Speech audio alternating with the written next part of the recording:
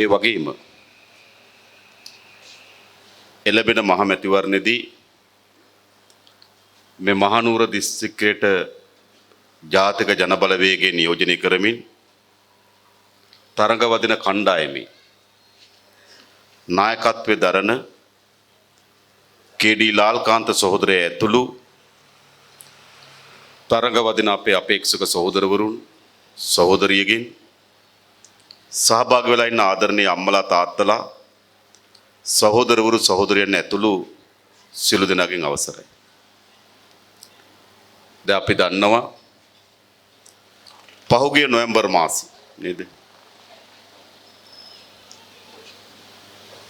ජනාධිපතිවරණයේදී රටේ ජනතාව ඡන්දෙ දීලා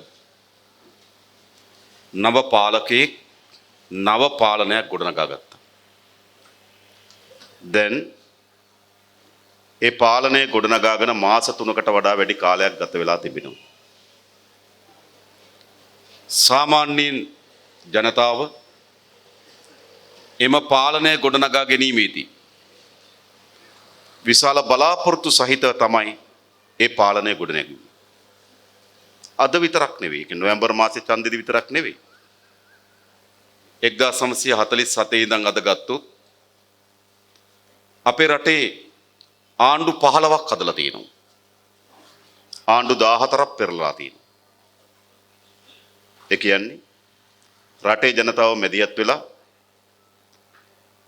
රටට හොඳ අනාගතයක් නිර්මාණය කරන්න, ජනතාවට හොඳ සැපවත් ජීවිතයක් ගත කරන්න, රටේ අවශ්‍ය වෙන සේවාවන් පහසුකම් ටික වර්ධනය කිරීමේ අපේක්ෂාවෙන් මේ ආණ්ඩු හැදුවේ, මේ ආණ්ඩු පෙරළුවේ. එම අපේක්ෂාවෙන්ම තමයි පහුගිය නොවැම්බර් මාසෙත් නව පාලකයෙක් නව පාලනයක් ගොඩනැගුවේ. ඇත්ත ගත්තොත් ඒක ජනතාව නව පාලනයක් කිව්වට නව පාලනම නෙවෙයි. ඉස්සර නම් අඩුම තරමේ ඒවා මූණු වලින්වත් වෙනස් වුණා. දැන් එහෙම වෙනසකුත් නැහැ. දැන් කවුද මේ ආණ්ඩුවේ ඉන්නේ? කවුද මේ ආණ්ඩුවේ ඉන්නේ? නේද? නිමල් සිරිපාල චන්ද්‍රිකාගේ ආණ්ඩුවෙත් ඇමති, ඊට පස්සේ මහින්දගේ ආණ්ඩුවෙත් ඇමති, රනිල්ගේ ආණ්ඩුවෙත් ඇමති, දැන් ආණ්ඩුවෙත් ඇමති. එස්.බී. දිසානායක චන්ද්‍රිකාගේ ආණ්ඩුව ඇමති, ඊට පස්සේ පොඩි කාලයකට UNP ආණ්ඩුව ආවා, රනිල්ගේ ආණ්ඩුව ඒකෙත් ඇමති, ආය චන්ද්‍රිකාගේ ආණ්ඩුව ඇමති, ආය මහින්දගේ ආණ්ඩුව ඇමති, ආය රනිල්ගේ ආණ්ඩුව ඇමති, දැන් ගෝඨාභයගේ ආණ්ඩුව ඇමති. මහින්ද අමරවීර ගත්තොත් චන්ද්‍රිකාගේ ආණ්ඩුව ඇමති, මහින්දගේ ආණ්ඩුව ඇමති, රනිල්ගේ ආණ්ඩුව ඇමති, දැන් මේ ආණ්ඩුව ඇමති. දුමින්ද දිසානායක ගත්තොත් තාත්තා චන්ද්‍රිකාගේ ආණ්ඩුව ඇමති, දුමින්ද මහින්දගේ ආණ්ඩුව ඇමති, ඊට පස්සේ රනිල්ගේ ආණ්ඩුව ඇමති, දැන් ගෝඨාභයගේ ආණ්ඩුව ඇමති. දයසිරි ජයසේකර බැලුව මහින්දගේ ආණ්ඩුව ඇමති, රනිල්ගේ ආණ්ඩුව ඇමති, ගෝඨාභයගේ ආණ්ඩුව ඇමති. එහෙම නේද? ඕනතරම් අමුණුකම ගත්තොත් නේද? චන්ද්‍රිකාගේ ආණ්ඩුව ඇමති, පස්සේ ආපු රනිල්ගේ ආණ්ඩුව ඇමති, ආය මහින්දගේ ආණ්ඩුව ඇමති, ආය රනිල්ගේ ආණ්ඩුව ඇමති, දැන් නම් කොහෙද දන්නේ නැත්තම්. මොකද වෙලා තියෙන්නේ? ඉතින් මේකනේ වෙලා තියෙන්නේ. ඒ නිසා ජනතාව නව බලාපොරොත්තු සහිතව නව පාලනයන් හදනවා කිව්වට දැන් හැදෙන්නේ නව පාලනයන් නෙවෙයි, මූණු වලින්වත්. ප්‍රතිපත්ති වලින් ගත්තොත් ඒවා කොහොමත් එකයි. නේද? ඒ නිසා මොකද වෙලා තිබෙන්නේ? අවුරුදු 72ක් පොඩි කාලයක් නෙවෙයි. අපේ රටේ ජනතාව මැදිහත් වෙලා ආණ්ඩු හැදුවට, ආණ්ඩු පෙරළුවට, ආණ්ඩුව හදනකොට විශේෂ බලාපොරොත්තුන් තියාගත්තට ඒ කිසිවක් ඉටු කරගන්න බැරි වුණු පාලනයන් තමයි අපේ රටේ ගොඩ නැගිලා තිබෙන්නේ. ඒ නිසා තමයි අපි පහුගිය ජනාධිපතිවරණයේදී රටේ ජනතාව ගාවට ගිහිල්ලා කිව්වේ කුමක්ද? මේ රටේ කුසකර්මාන්තයේ යෙදෙන ගොවි ජනතාව ආමන්ත්‍රණය කරලා කිව්වා මේ කුසකර්මාන්තය තමන්ගේ ජීවිතේ පවත්වාගෙන යාමට සමත් වෙන ආදායම් මාර්ග සහිත ව්‍යාපාරයක් බවට පත් වෙන්නේ නැතුව ගොවියගේ ජීවිතය උසස් කරන්න බෑ කියලා. ඒ සඳහා සැලැස්මක් අපි ඉදිරිපත් කරා. අපේ රටේ තරුණ තරුණියන්ට කිව්වා ඔබ ඉගෙනගෙන ඉන්නෝ, ඔබට හැකියාවක් තිබෙනවා. හැබැයි ඒ සඳහා නිසි ආදායම් මාර්ගයක් ලැබෙන වැඩපිළිවෙලක් සකස් කරගන්න බැරි වෙනවා නම් ඔබගේ අනාගතය අඳුරු වෙන බව අපි කිව්වා. අපි ඒ ගොඩනගන්නේ කොහොමද කියලා කරුණු ඉදිරිපත් කරනවා. ඒ වගේම අපේ රට අසුළු හා මධ්‍ය පරිමාණ ව්‍යාපාරිකයන් ආමන්ත්‍රණය කරලා කිව්වා හැමදාමත් ඕගොල්ලෝ බැංකු වලට ණය වෙලා ඉන්නේ. බැංකු වල හිර වෙලා ඉන්නේ. ව්‍යාපාරය පිළිබඳ අවිනිශ්චිතතාවයක් තියෙන්නේ. මේ අවුරුද්දේ ලාභන ලබන අවුරුද්දේ මොනව වෙයිද දන්නේ? වහන්න වෙයිද? නේද? වෙන එකක් කරන්න වෙයිද? ඒ නිසා සුළු හා මධ්‍ය පරිමාණ කර්මාන්ත කරුවට අපේ ස්ථීර කර්මාන්ත ප්‍රතිපත්තියක් සහ ව්‍යවසාය ප්‍රතිපත්තියක් අපි ඉදිරිපත් කරමු. අපි දුවදරුවන්ට කිව්වා මේ අධ්‍යාපනය ඔබගේ මුළු මනුස්සත්වය විනාශ කොට තිබෙන්නේ. මැෂින් එක යන්ත්‍රයක් බවට පත් කරලා තිබෙන්නේ. ඒ වෙනුවට මනුස්සත්වය කැටුව හැකි ලෝකයේ දියුණුතම දැනුම උකහා ගන්න පුළුවන් නව අධ්‍යාපන ප්‍රතිපත්තියක් අපේ දුවදරුවන්ට ලබා දෙන සූදානම් බව ප්‍රකාශ කරා. ඒ වගේම අපේ රටේ පොදු ප්‍රවාහන පද්ධතිය ඇති වී තිබෙන බිඳවැටීම, සෞඛ්‍ය සේවය ඇති වී තිබෙන බිඳවැටීම, පරිසර පද්ධතියට ඇති කොට තිබෙන විනාශයන් මේ සියල්ල පිළිබඳව අපි කතා කරලා පෙන්නවා මේ රට ගොඩනැගීම සඳහා එවැනි ශක්තිමත් විද්‍යාත්මක දැක්මක් සහිත වැඩපිළිවෙලක් විතරයි අවශ්‍ය බව අපි කිව්වා. නමුත් ජනතාව පරණ පුරුදු ගමන් මාවතේම ගිහිල්ලා නව පාලනයක් වගේ හඳුන්වපු මේ පාලනය ගොඩනැගුවා. දැන් ගොඩනගලා මාස 3ක් ගත වෙලා තිබෙනවා. දැන් මොකද තත්ත්වය? නොවැම්බර් මාසෙට වඩා දෙසැම්බර් මාසෙ වෙනකොට ආණ්ඩුවේ ප්‍රසාදය වැඩි වුණාද අඩු වුණාද? මොකද වෙලා තියෙන්නේ? අඩු වෙලා තියෙන්නේ. දෙසැම්බර් වලට වඩා ජනවාරි මොකද වෙලා තියෙන්නේ? අඩු වෙලා තියෙන්නේ. ජනවාරි වලට වඩා මේ පෙබරවාරි වෙනකොට අඩු වෙලා තිබෙන්නේ. ඇයි ඒ? ජනතාවට දෙන්න ලද එකඟතාවය, ජනතාවට දෙන්න ලද පොරොන්දු මුළුමනින්ම පසකලා පැරණි පුරුදු ගමන් මාවතේම ගමන් කරන පාලනයක් බවට මේ පාලනය පත් වී තිබෙනවා. ඒ ජනතාවගේ ප්‍රසාදය ක්‍රමානුකූලව කඩා වැටෙමින් ඇකිලිමින් තිබෙනවා. ඒක ඇත්ත. එවනේ. නේද? ඒක ඒගොල්ලෝ දන්නවා. දැන් ඒගොල්ලෝ මොකද කරන්න හදන්නේ? මේ ප්‍රසාදය තවත් කඩා වැටෙන්න කලින් මහ ඡන්දෙට යන්න ඕන. නේද? දැන් නිකන් හාවක් වුවක් තියෙනවා. මාර්තු මාසේ 2 වෙනිදා පාර්ලිමේන්තු විසුරුවා හරිනවා. එමන් කියන්නේ. හැබැයි මේ පාර්ලිමේන්තුවේ කොච්චර කාලයක් තියෙනවද? මේ පාර්ලිමේන්තුවේ කොච්චර කාලයක් වළංගුද? මේ පාර්ලිමේන්තුව කවදා වෙනකන් තියෙනවද? 2015 අගෝස්තු මාසේ මහමැතිවරණයෙන් තෝරා ගන්න ලද මේ පාර්ලිමේන්තුවේ කාලය මේ අවුරුද්දේ සැප්තැම්බර් මාසේ 2 වෙනිදා දක්වා තියෙනවා. එහෙනම් හරිනම් මොකද්ද වෙන්න ඕන? සැප්තැම්බර් මාසේ 2 වෙනිදා රාත්‍රී පාර්ලිමේන්තුව විසිරුව හැරලා සැප්තැම්බර් මැද වගේ නාම යෝජනා කැඳවලා මැතිවරණ ප්‍රචාරක වැඩ කටයුතු කර කාලයක් දීලා නොවැම්බර් මුල ඡන්දෙ ඉන්න ඕන. يعني ඡන්ද න්‍යාය පත්‍රය බැලුවොත් ඡන්දෙ ඉන්න ඕන කවද්ද? නොවැම්බර් මුල. එහෙනම් මේ මාර්තු මාසේ 2 වෙනිදා මොකද්ද ලැබෙන්නේ? මොකද මේ මාර්තු මාසේ 2 වෙනිදා ලැබෙන්නේ? පාර්ලිමේන්තුවේ කාලය අවසන් වෙනව නෙවෙයි. මාර්තු මාසේ 2 වෙනිදා වෙන දේ තමයි පාර්ලිමේන්තුව විසිරුව හැරීමේ බලය ජනාධිපතිට එනවා. ඔන්න වෙනදී. පාර්ලිමේන්තුව කාලය අවසන් වෙනවද? නෑ, කාලය අවසන් වෙන තියෙන සැප්තැම්බර් 2. හරියටම ඡන්දෙන්න තියෙන නොවැම්බර් මාසේ. හැබැයි මාර්තු මාසේ 2 වෙනිදා පාර්ලිමේන්තුව විසිරුව හැරීමේ බලය එනවා. මොනව කරයිද? විසිරුව හරිනවා. ඇයි? අපිටත් වඩා හොඳට ආණ්ඩුව දන්නවා පහු වෙනකොට වැඩේ කොහු වෙන බව. ආණ්ඩුව දන්නවා. මාර්තු මාසේ නේද? පෙබරවාරි මාසේ මෙහෙමනම් මාර්තු මාසේ වෙනකොට කොහොම වෙයිද? නොවැම්බර් වෙනකොට කොහොම වෙයිද? නේද? එනිසා ආණ්ඩුව දන්නවා નિયમિત දිනයට මැතිවරණ තියන්න ගියොත් තත්ත්වය ඉතාමත් අසිරිතාවයකට පත් වෙනවා. ඒ නිසා ලැබෙන පළමු වෙලාවෙම පාර්ලිමේන්තු විසිරුවා. ඒ නිසා මාර්තු මාසේ 2 වෙනිදා පාර්ලිමේන්තු විසිරුවා. දැන් ආණ්ඩුව දෙන ලද එකගතාවයෙන් ඉටු කරන්න පුළුවන් නම්, රැකියාව ලබා දෙන්න පුළුවන් නම්, පොහොර නිකල් ලබා දෙන්න පුළුවන් නම්, නීතිය සහ විනයක් තියෙන රටක් හදන්න පුළුවන් නම්, විශ්වවිද්‍යාලයට බදවා ගැනීම දෙගුණයක් තුන්ගුණයක් කරන්න පුළුවන් නම්, මේ ඔක්කොම කරලා සැප්තැම්බර් මාසේ ඡන්දෙට යන්න පුළුවන්. නේද? ආණ්ඩුව දන්නවා කිව්වපු කරවා කිසිවක් කරන්න බෑ. හැබැයි කරන්න වෙන්නේ මොකද්ද? මොකද කරන්න වෙන්නේ? වාසුදේව නානායක්කාර ජලය භාර ඇමතිවරයා බවට පත් වෙනකොටම ජල සම්පාදන මණ්ඩලයට ගිහලා වැඩ බාර ගන්නකොට මොකද කිව්වේ? මොකද කිව්වේ? බිල වැඩි කරන්න වෙනවා කිව්වා.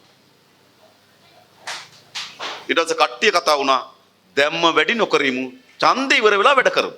වැඩි කරමු. එතකන් ඉන්නේ. විදුලි බල අමාත්‍යාංශ කියන විශාල පාඩුවක් දරමින් තිබෙන්නේ එදිනෙදා අරගන්න තෙල් වියදමවත් විදුලි බල මණ්ඩලයට ගෙවා ගන්න විදියක් නැහැ. ඒ නිසා විදුලි බිල වැඩි කරන්න ඕන කියනවා. ඒතර කට්ටිය කියනවා ඉක්මනින්ම ඡන්දේ තියලා ඡන්දෙන් පස්සේ වැඩි කරමු. හරිද? නිකම් පොහොර දෙනවා කිව්වා. නිකන් නෙවෙයි සල්ලි වලට දෙන්න විදියක් නැහැ නේද? ඊළඟ යල් කන්නේ පටන් ගන්න කලින් ඡන්දේ තියාගමු.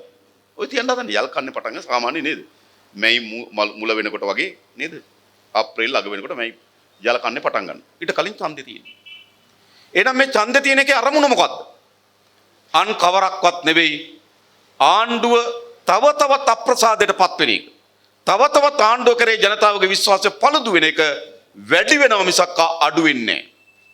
ඒ නිසා තමයි ආණ්ඩුව මාර්තු මාසේ 2 වෙනිදා රාත්‍රී පාර්ලිමේන්තු විසිරුවා. විසිරුව හැරලා අප්‍රේල් 25 ඡන්දේ තියෙනවා. හරිද? ඒක තමයි මොකද මැතිවරණ කොමසාරිස්තුමා කිව්වා මං ආගෙන පාර්ලිමේන්තු විසිරුව හැරලා දින 52ත් 66ත් අතර ඡන්දේ තියෙනවා කිව්වා. බොහෝ දුරට අප්‍රේල් 25. දැන් තිබ්බේ නැත්තම් තියන්නේ නැත්තේ අප්‍රේල් 25 අපි කිව්වේ හින්දා. එතුමා එහෙම ඉන්නෝනේ.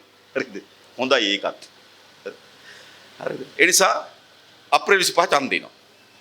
දැන් මොකද වෙලා තිබෙන්නේ? දැන් මේ ආණ්ඩුව නොවැම්බර් මාසේ 16 වෙනිදා ආණ්ඩුව හදා ගන්නකොට ආණ්ඩුව ගොඩනගපු ප්‍රධාන දේශපාලන කතාවන් ටිකක් තියෙනවා. දේශපාලන කතා. මොනවද? එකක් කිව්වා නේද? ආර්ථිකය කඩා වැටලා තිබෙන්නේ. අපි මේ ආර්ථිකය ශක්තිමත් කරනවා. ශක්තිමත් කරලා ජනතාවගේ අතට මුදල් ගැවසෙන ආර්ථිකයක් හදනවා. දේශපාලන ලයින් එකක් කිව්වා. දෙක මොකද්ද කිව්වේ? පැවති පාලනයේ ඉන්දියානු ඇමරිකානු උවමනාවට වෙනුවට අපේ උවමනාවන් වෙනුවෙන් අපේ රට පාලනය කරමින් තිබෙනවා. මේ ඉන්දියානු ඇමරිකානු ආරක්ෂක යුද ආර්ථික උවමනාවට වෙනුවට දේශප්‍රේමී ආණ්ඩුවක් හදනවා කිව්වා. දෙක එහෙම කිව්වනේ. තුන්වෙනි එක කිව්වා අපේ රටේ මුස්ලිම් ආක්‍රමණයක් තිබෙනවා. මුස්ලිම් ව්‍යාප්තවාදයක් තිබෙනවා. සිංහල ජනගහනය අඩු වෙන්න යන්නේ. නිසා ජාතිය බේර ගන්න ඕන කියලා අලුත් ආණ්ඩුවක් හදමු කියලා කිව්වා. හතර කිව්වා මොකද්ද? හතරවෙනි එක කිව්වා නීතියක් විනයක් ප්‍රබුද්ධ පාලනයක් හදනවා කිව්වා. ඕක තමයි දේශපාලන ලයින් එක ඒගොල්ලන්. එක ආර්ථිකයට පණ දෙනවා. දෙක ඉන්දියානු ඇමරිකානුත් එක්ක හැප්පෙන්න පුළුවන් ආණ්ඩුවක් හදනවා. තුන ජාතිය බේරව ගන්න පුළුවන් ආණ්ඩුවක් හදනවා. හතර විනයක් නීතියක් සහිත රටක් හදනවා. ඕවා තමයි කිව්වේ. මේ දවස්වල කියනවාද ඒවා? මේ දවස්වල ඒවා කියන්නේ. මේ දවස්වල මොකද කියන්නේ? ආයේ මේ දවස්වල ඡන්දෙට මොකද කියන්නේ? මොනවද කියන්නේ? ෆෝම් කොල පුරවනවා. දැන් අර දේශපාලන කතා නෑ දැන්.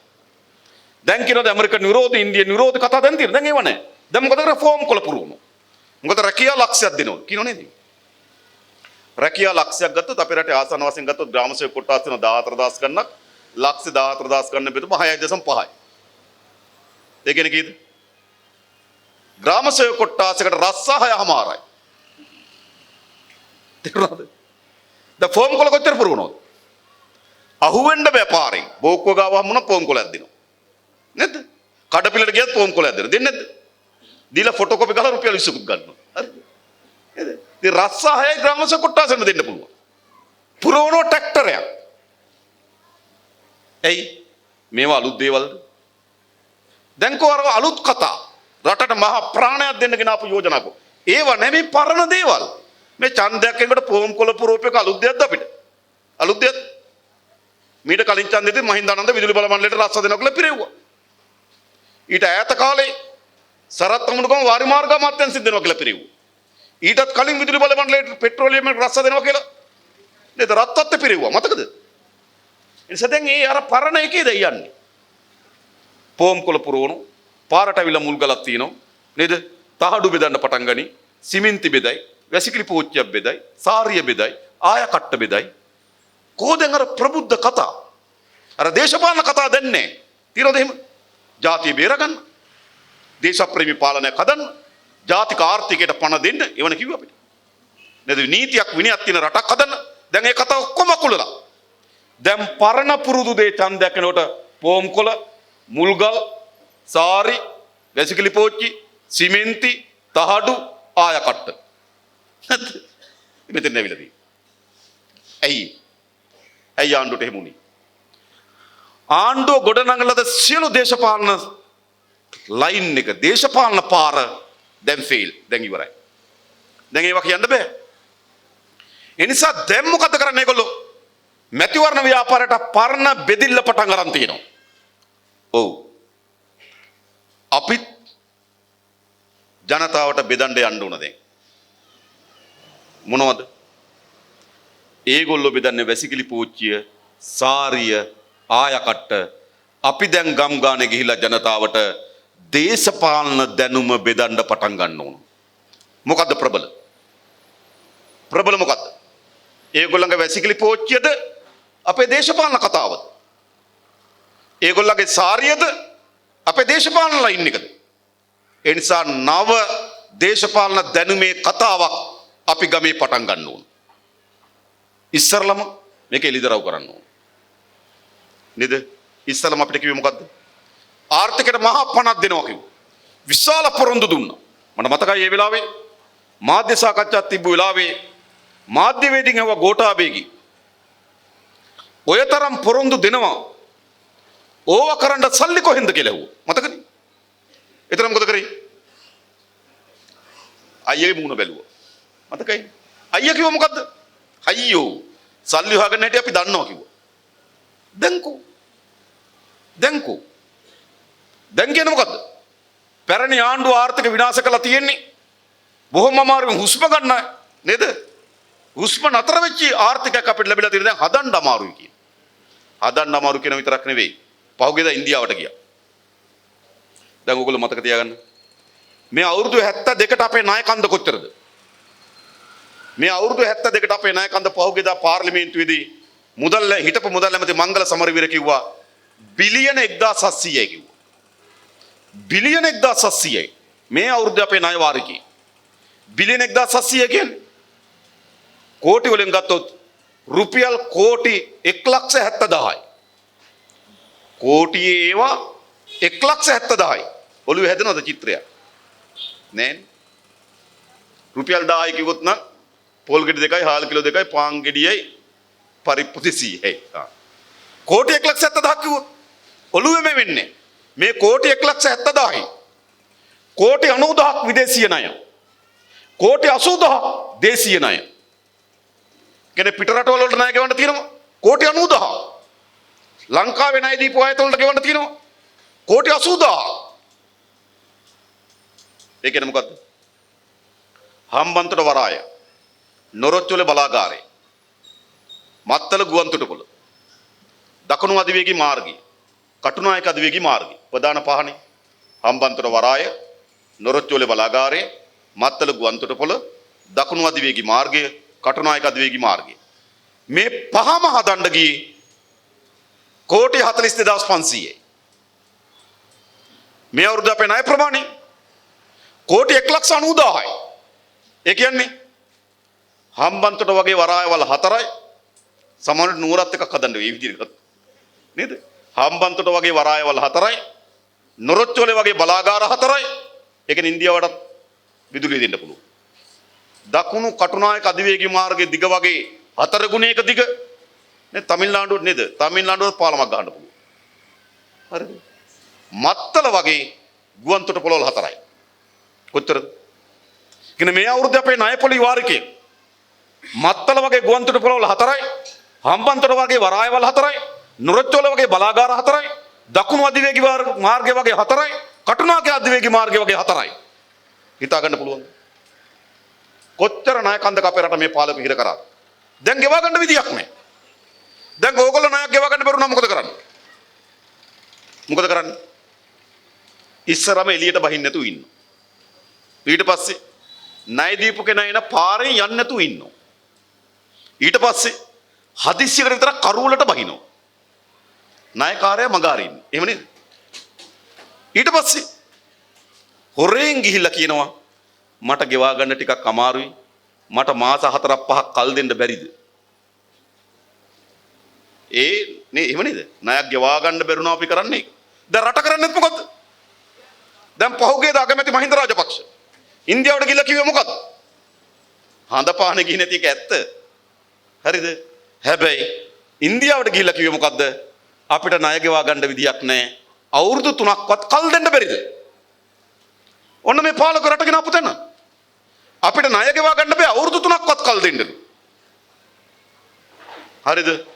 ඉන්දියාව හා ලොකු මල්ලි කියයි. ඉන්දියාව කියනවා හා හැබැයි මත්තල දීපන් ටක් ගාලා. හා කොළඹ වරායේ නැගිටින ජැටිය දීපන් ඉක්මන් කරලා.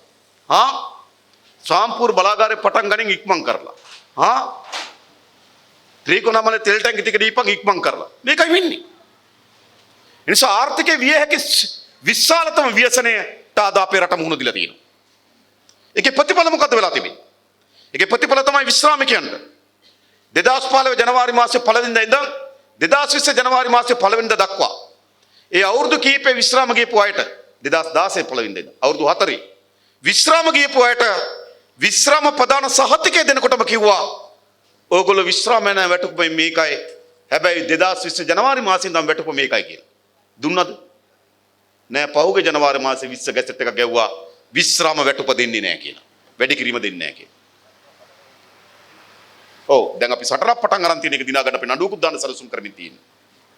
ඒ වගේම විධායක සේනයේ නිලධාරීන්ට රුපියල් 15000ක දීමනාවක් දෙන්න එකඟ වුණා ජනවාරි මාසෙන් දැන් ඒක නතර කරා. ඊළඟ රාජ්‍ය සේවයේ ඇති වී තිබෙන වැටුප් විෂමතාවය ඒක ඉවත් කරන්න එකඟ වුණා ජනවාරි මාසෙ ඉඳන්. ඒක ඉවත් කරොත් අඩුම රුපියල් 3000 සිට ආසන වශයෙන් ගත්තොත් 30000 දක්වා වැටුප් වැඩිවීමක් සිද්ධ වෙනවා රාජ්‍ය සේවකයන්. ඒක නතර කරා. මේ ඒගොල්ලන්ම කට උඩ ඡන්දයක් තියාගෙන හොඳේ. ඒගොල්ලන්ම ඡන්දයක් තියන්න හිතාගෙන තමයි මේව කපන්නේ. ඒ විතරක් නෙවෙයි ඕටි නේද අතිකාල නේ සේවා ගණනාවක අතිකාල නතර කරා. පඩිගවන්න විදියක් නැහැ. හරිද? ඒ විතරක් නෙවෙයි. ඒ කාලේ කිව්ව අපිට පොහොර සහන ආධාර දෙනවා කිව්වා. ඔය පොහොර සහන ආධාර ලැබෙන්නේ කොහොමද?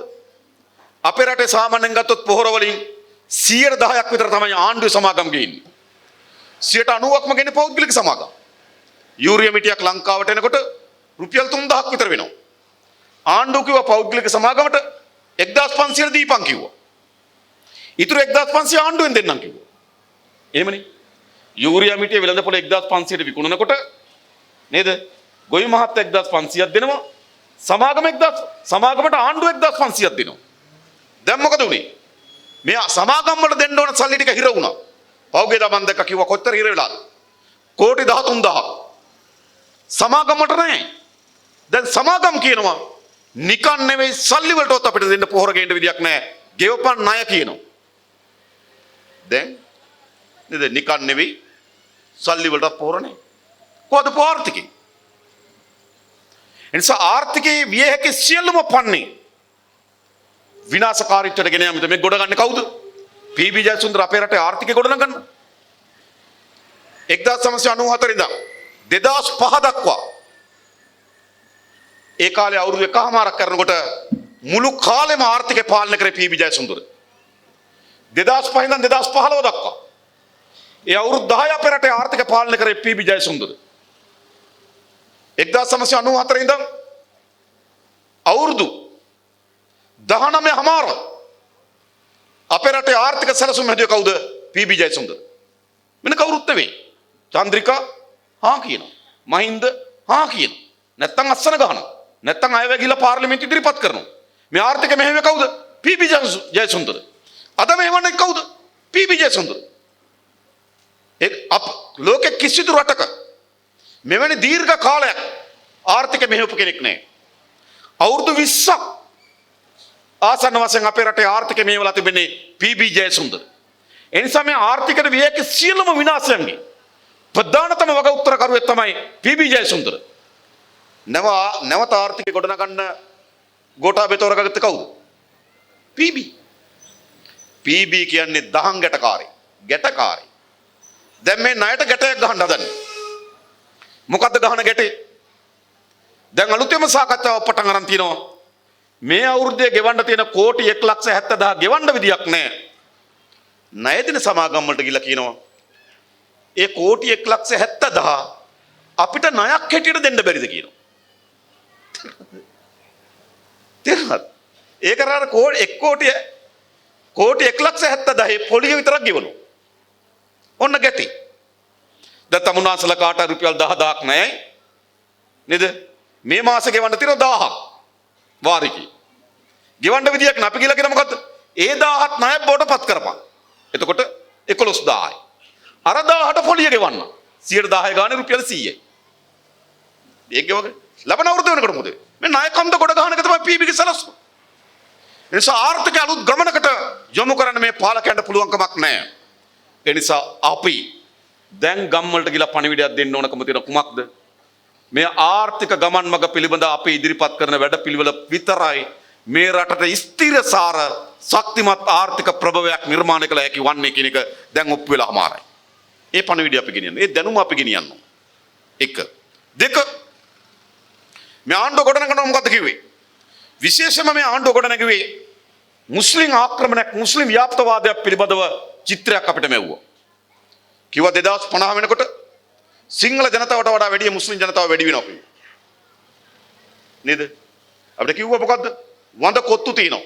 වඳ ඇඳුම් තියෙනවා. මතකද? වඳ බෙහෙත් තියෙනවා. අර කඩේට යන්න එපා මේ කඩේට යන්න එපා. ආක්‍රමණයක් තියෙනවා. විශාල මුස්ලිම් විරෝධයක් හදලා සිංහල ජාතිවාදයක් ඇවිස්සුවා. ඇයි? ඒක කරන්න පුළුවන් වෙන්නේ කොහොමද? අපි කාගෙත් අපි හැදෙන වැඩෙන පරිසරය අනුව අපිට අධ්‍යාත්මයක් සංස්කෘතියක් ඇතුල් වෙනවා. මම හැදෙන්නේ සිංහල බෞද්ධ පවුලක. මගේ පරිසරය සිංහල බෞද්ධ පරිසරය. මොකද වෙන්නේ? මට හොඳ නරක කියලා දෙන්නේ පොඩි කාලේ ජාතක කතාවේ. වීරය ගැන කියලා දෙන්නේ ජාතික කතාවේ. මවට සැලකීම ගැන කියලා දෙන්නේ ජාතක කතාවේ. නේ ඥානවන්තව මේ තීන්දුව ගන්න ගැන කියලා දෙන්නේ ජාතක කතාවේ. සාමිකත්ව ගැන කියලා දෙන්නේ ජාතක කතාවේ. ඒ කියන්නේ මට ගුරු වෙන්නේ මොකද්ද පොඩි කාලේ? ජාතක කතාව. නේ 550 ජාතකේ නේද? ජාතක කතාවක් කරා තමයි අපිට උපහැරණ දෙමින් අපේ ජීවිතයට ගුරු වෙන්නේ. ඒ වගේම අපිට පොඩි කාලේ ගොහ පාසල් වල අපිට බෞද්ධ ආගම ඉගෙනුවේ අපේ පන්සලේ නායක හාමුදුරුවෝ. උන්වහන්සේත් එක්ක තමයි අපේ බැඳීම ඇති වෙන්නේ. අපේ ගමේ තිබු ලොකුම උත්සවය පන්සලේ වෙසක් උත්සවය. ඒක තමයි අපි දායකත්වය සපයන්නේ. ඒකට තමයි අපි මැදිහත් වෙන්නේ. නිසා මොකද වෙන්නේ? කුඩා කාලේ ඉඳන් අපි හැදෙන වැඩෙන පරිසරය ඇතුලේ අපිට අධ්‍යාත්මයක් ඇතුල් වෙනවා. සිංහල බෞද්ධ ජනතාවගේ පපුව ඇතුළට නේද ඇතුල් වෙනවා සිංහල බෞද්ධ අධ්‍යාත්මයක් හා සංස්කෘතියක්. නැද්ද එහෙම? නේද? අපිට පොය දවසට කුඹුරට යන්නේ අපිට ඇතුල් කරනවා ඒක. පොය දවසට පොළොව කොටන්නේ පණුවෙක්වත් කෙටෙයි කියලා. අපිට ඇතුල් වෙනවා ඒක. නිසා අපි හැමදෙනාටම තමන් හැදෙන වැඩෙන පරිසරයත් එක්ක ඒ සංස්කෘතිය අධ්‍යාත්මය ඇතුල් වෙනවා. ඉස්ලාම් මුස්ලිම් භක්තිකයෙකුට තමන්ට හොඳ නරක කියලා දෙන අල් කුර්ආනේ. ව්‍යාපාරයක් කරන්නේ කොහොමද? ඒක කියලා දෙන අල් කුර්ආනේ. තමන් ලබා ගන්න ආදායමෙන් කොටසක් දුගී ජනතාවට බෙදන්නේ කොහොමද? ඒක කියලා දෙන අල් කුර්ආනේ. මාවතක ගමන් කරනකොට ගත යුතු ක්‍රියාමාර්ග මොනවද? ඒක කියලා දෙන අල් කුර්ආනේ. නිසා උන්ට තුල වෙනව මොකද්ද? ඉස්ලාම් මුස්ලිම් සංස්කෘතිය සහ අධ්‍යාත්මයක් තිබෙනවා. ඒක UMP කියලා ભેදයක් තියෙනවද? ශ්‍රී ලංකා කියලා ભેදයක් තියෙනවද? JVP කියලා තියෙන ભેදයක් තියෙනවද? නැහැ. සිංහල බෞද්ධ අයට සිංහල බෞද්ධ සංස්කෘතිය සහ අධ්‍යාත්මයක් තිබෙනවා. පෞගේ කාලේ මේ පාලකයෝ මොකද කරේ? පෞගේ කාලේ මේ කඳවුර කරපු දේ තමයි අන්න සිංහල බෞද්ධ ජනතාවගේ ඒ අධ්‍යාත්ම කීද්දුව පවුරු ගැව නේද? ඒක මිරිකුව. මිරිකලා කිව්ව මොකද්ද? මුස්ලිම් ආක්‍රමණයක් තියෙනවා. වඳ කොත්තු තියෙනවා. දම්පාර පැත්ත ඇහුණා නේද? ඈ ඉතින් කොයි කොත්තුවෙත් පිටිගුලියක් තියෙනවා. හොඳම සූර කොත්තු ගහන්නෙක් වෙන්න ඕන පිටිගුලියක් නැති වෙන කොත්තුව කොටන්න. ඇත්ත ගත්තා. ඉතින් මේකට තියෙන්නේ. ඉතින් ඒකට අරන් කිව්වා මෙන්න වඳ බෙහෙත්. මෙන්න වඳ ඇඳුම්. මෙන්න වඳ දොස්තරලා. මෙන්න ආක්‍රමණය. කියලා මොකද්ද කිව්වේ? ජාති අනතුරේ කිව්වා. ඒ නිසා මේගොල්ලෝ බේරගන්න ජාතිය බේරගන්න පාලනය ගේන්න කිව්වා. කිව්වේ නැද්ද? සිංහල බෞද්ධ නේද? රළ වේගයක් අපේ රටේ නිර්මාණය කරා. නිර්මාණය කළා කිව්වා ජාතිය අනතුරුයි. ජාතිය බේරගන්න රිසාද් හිරේ දානවා කිව්වා. දොස්තර සාෆි හිරේ දානවා කිව්වා. මර්ධ තපාසල වහනවා කිව්වා. නැගෙනහිර සරියා විශ්වවිද්‍යාලය වහනවා කිව්වා. වෙන වෙන නීති බෑ එක නීතියයි තියෙන්නේ කිව්වා. කිව්වේ නැද්ද? කිව්වේ නැද්ද? අදකෝ අද මොකද වෙලා තියෙන්නේ? රිසාද් බදුද්දීන් මන් දැක්ක ටීවී එකට ඇවිල්ලා කියනවා පුළුවන් නම් මාව ගනින් කියනවා. දැන් කෝ සාෆි දොස්තර මහත්තයාට රස්සාව දෙන්න තීරණය කරනවා. මර්ධ සපාසල් ලියාපදිංචි කරන්න තීරණය කරනවා. සරියා විශ්වවිද්‍යාලේ උපාධියක් දෙන්න තීරණය කරනවා. ඒ විතරක් නෙවෙයි. හදිසියම කැසට් එකක් ගන්න මොකද්ද? සයින්ද මරුදු වලට නගර සභාවක් දෙන්න. දැන් සාමාන්‍යයෙන් අපේ රටේ නැවත මේ ප්‍රාදේශ සභා සහ නගර සභා පිළිබඳ විමර්ශනයක් කරලා අලුතෙන් ප්‍රාදේශ සභා හැදෙන්න ඕන තැන් වලට හදනවා. තියෙන ප්‍රාදේශ සභා නගර සභා වෙන්න ඕන විදියට කරනවා. ඒව කරන්නේ කවද්ද? ජාතික වශයෙන් ඊළඟ පළාත් පාලන මැතිවරණ කිට්ටුව තමයි ඒක කරන්නේ. දැන් මේ නව නගර සභා සහ ප්‍රාදේශ සභා නිර්ණය කරන්න ඕන කවද්ද? පළාත් පාලන ඡන්දය තියෙන කවද්ද? 2022. එහෙනම් පළාත් පාලන ඡන්දය තියෙන 2022 නම් නව නගර සභා සහ ප්‍රාදේශ සභා පිහිටවන්න ඕන 2022. ඇයි මේ ඊයේ පෙරේද ගැසට් එක ගන්න? ඇයි? ප්‍රාදේශ සභා නගර සභා ඡන්දේ 2022 වුණාට මහා ඡන්දේ මාර්තු 2 පටන් ගන්නවා. ඔන්න වෙටි. එතන මහින්ද මහත්තයා කල්පනා කරා මොකද්ද? Tamanට අහිමි වෙලා තියෙන මුස්ලිම් ඡන්ද ටික ගන්න ගැහුවා නගර සභාව. ගහනකොට මොකද උනේ? ගහනකොට ඇවිලුණා. නේද? ඊට පස්සේ මහින්ද මහත්තයාට ඒක මාර වැඩි. මුස්ලිම් ඡන්ද ගන්න ගිහලා සිංහල ඡන්දත් නැති වෙන්න යන්නේ. ආයෙ මොකද කරේ? නතර කරා. දැන් මේගොල්ලන්ට තියෙන ಜಾති ආලේද? මේගොල්ලන්ට තියෙන ಜಾති ආලේ නෙවෙයි ඡන්ද ආලේ. තේරුණාද? ಜಾති ප්‍රේමය නෙවෙයි තියෙන්නේ ඡන්ද ප්‍රේමය. මේගොල්ලෝ එහෙම කට්ටියක්. ඒ නිසා දැන් අප මොකද කියන්නේ? එදා ඒගොල්ලෝ තමන්ගේ බලය ගැනීම සඳහා ಜಾතිවාද දේශපාලනයකට ගෙනාවා. හැබැයි හොඳට අපි දන්නවා ಜಾතිවාදයේ ආණ්ඩුවක් ගන්න උපයෝග කරගන්න පුළුවන්. ಜಾතිවාදයෙන් ආණ්ඩු කරන්න බෑ. ಜಾතිවාදයෙන් ආණ්ඩු කරන්න බෑ. අද ඒක ඔප්පිලා ඉවරයි. ඒ නිසා අද මේ නුවර පළාතේ සිංහල ජනතාවට කියලා අපි ආමන්ත්‍රණය කරලා කියන්න ඕන. එදා ಜಾතිවාදය උස්සලා ඡන්ද ලබා ගන්න මැෂින් එකක් බවට පත් කරගත්ත ಜಾතිවාදී. හැබැයි අද එළිදරව් වෙලා තියෙන්නේ. අද එළිදරව් වෙලා තියෙන්නේ. හැබැයි ඒක මොකද උනේ? ගෝඨාභය මහතා ජනාධිපති පුටිය වාඩි වෙන්නේ නැති. හැබැයි සිංහල සහ මුස්ලිම් ජනතාව අතර ඇති වුණු සැකේ, අවිශ්වාසය, ක්‍රෝධය, වෛරය ඒක මැකෙන්න දශක ගණනාවක් යාවි. මතක තබා ගන්න. ඒ නිසා අපි පණිවිඩයක් ගෙන යන්න ඕන. මේ ಜಾතිවාදයෙන් කුල්මත් කරලා ගෙන ආපු එක ඡන්දේ සඳහා කරපු ප්‍රෝඩාව. ඒකත් එළිදරව් වෙලා තියෙනවා. ඊළඟ විශාල ව්‍යාපෘතියද දේශප්‍රේමීත්වයේ. ඒගොල්ලෝ විශාල විනාශකාරී ගිවිසුම් ගහලා තිබෙනවා. විශාල විනාශකාරී ආර්ථික ගිවිසුම් ගහන්න යනවා. ඒ නිසා රනිල් පාලනේ ඇමරිකන් ඉන්දියානු ගැති පාලනය. ඒ නිසා ඇමරිකානු ඉන්දියානුත් එක්ක සටන් කරන්න පුළුවන් දේශප්‍රේමී ආණ්ඩුවක් හදන්න ඕන කිව්වා. කිව්වේ නැද්ද? අන්තිමට මොකද කිව්වේ? ඛණ්ඩ නැතත් රටක් ඕන කිව්වා. කිව්වේ නේද? රට අනතුරේ කිව්වා. ඒ නිසා මේ පාලනය ගේන්න ඕන කිව්වා. රට අනතුරෙන් බේරගන්න මේ පාලකයෝ ගේන්න දේශප්‍රේමී පාලකයෝ ගේන්න ඕන කිව්වා. දැන් මොකද වෙලා තියෙන්නේ? ඔයගොල්ලෝ හරියට මතක තියාගන්න. මේ ආණ්ඩුව ගෙනාවෙම ඉන්දියාව සහ ඇමරිකාව. මේ ආණ්ඩුව ගෙනාවෙම. ඇයි? රනිල් අප්සෙට් ඉසාද? රනිල් හොඳයි. රනිල් ඉතාමත් හොඳ ඇමරිකන් ඉන්දියානු ඒජන්තෙක්. බැරි වෙලාවත් ඇමරිකාව කිව්ව රනිල්ට එකපාරක් උඩ පනින්න කියලා. රනිල් ආයි තුන් පාරක් කමක් නැද්ද කියලා. කන් දෙකත් අල්ලගන්න ඕනද කියලා ආයි. අන්න එහෙම මෑන් රනිල්. හැබැයි මොකද වුනේ? රනිල් මොනතරම් ඇමරිකානු ඉන්දියානු ගැති වුණත් රනිල්ගේ පාලනය ඇතුලේ ඇමරිකානු ඉන්දියානු වමනාවන් ඉටු කරගන්න බැරි වුණා. රනිල් අකමැති නිසා නෙවෙයි, රනිල් දුර්වල නිසා. රනිල් දුර්වලයි. MCC කිව්සුම සාකච්ඡා කරන්න පටන් ගත්තේ 2016 2020 වෙනකන් රනිල් ලරා MCC අත්සන් කරගන්න බැරි වුණා. ඇයි? රනිල් අකමැති නෙවෙයි, රනිල්ට බෑ. රනිල් අත්සන් කරන්න ගියොත් විරෝධය වැඩි. සෝෆා කිව්සුම සාකච්ඡා කරේ 2017 ඉඳන් අවුරුදු 3ක් ගියා ඇමරිකාවට සෝෆා කිව්සුම අත්සන් කරගන්න බැරි වුණා. අවුරුදු 3ක් ගියා. ඇයි? රනිල් අකමැති නිසා නෙවෙයි, රනිල්ට බෑ. චීනට හම්බන්තොට වරාය දීපු දවසේ ඉඳන් මත්තල ගුවන්තොටුපළ දෙන්න ඉන්දියාවට එකඟ වුණා. දෙනකොටම එකඟ වුණා. අවුරුදු 3මාරක් ගියා මත්තල ගුවන්තොටුපළ ඉන්දියාවට දී ගන්න බැරි වුණා රනිල් වික්‍රමසිංහට. අකමැති නිසා නෙවෙයි, දුර්වල නිසා. සාම්පූර් බලාගාරය නොරොච්චල බලාගාරය හදනකොට ටෙන්ඩර් කැඳෙව්වා. ඒ ටෙන්ඩරේ නොරොච්චල බලාගාරය තේරුණු ඉන්දියානු NPC කියන සමාගමට. හරිනම් නොරොච්චල බලාගාරය හදන්න දෙන්න තිබුණේ ටෙන්ඩර් යන ඉන්දියානු NPC සමාගමට. මහින්ද රාජපක්ෂ කරපු දේ තමයි එයාගෙන් ඒක අයින් කරලා ඒක දුන්නා චීන සමාගමට.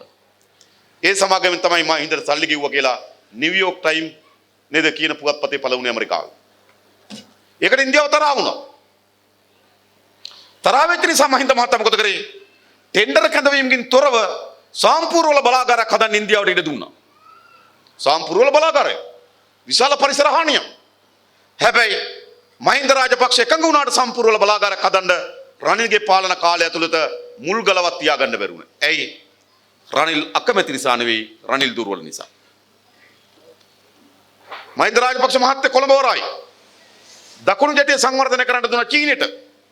දීපු දවසේ ඉඳන් ඉන්දියාව ඉල්ලුවා කොළඹ වරායි නැගෙනහිර ජැටිය.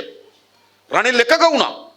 හැබැයි අවුරුදු 5ක් ගියා රනිල්ට දී ගන්න බැරි වුණා. රනිල් අකමැති නිසා නෙවෙයි, රනිල් දුර්වල නිසා. එහෙනම් දැන් මොකද වෙලා තියෙන්නේ? මොකද වෙලා තියෙන්නේ?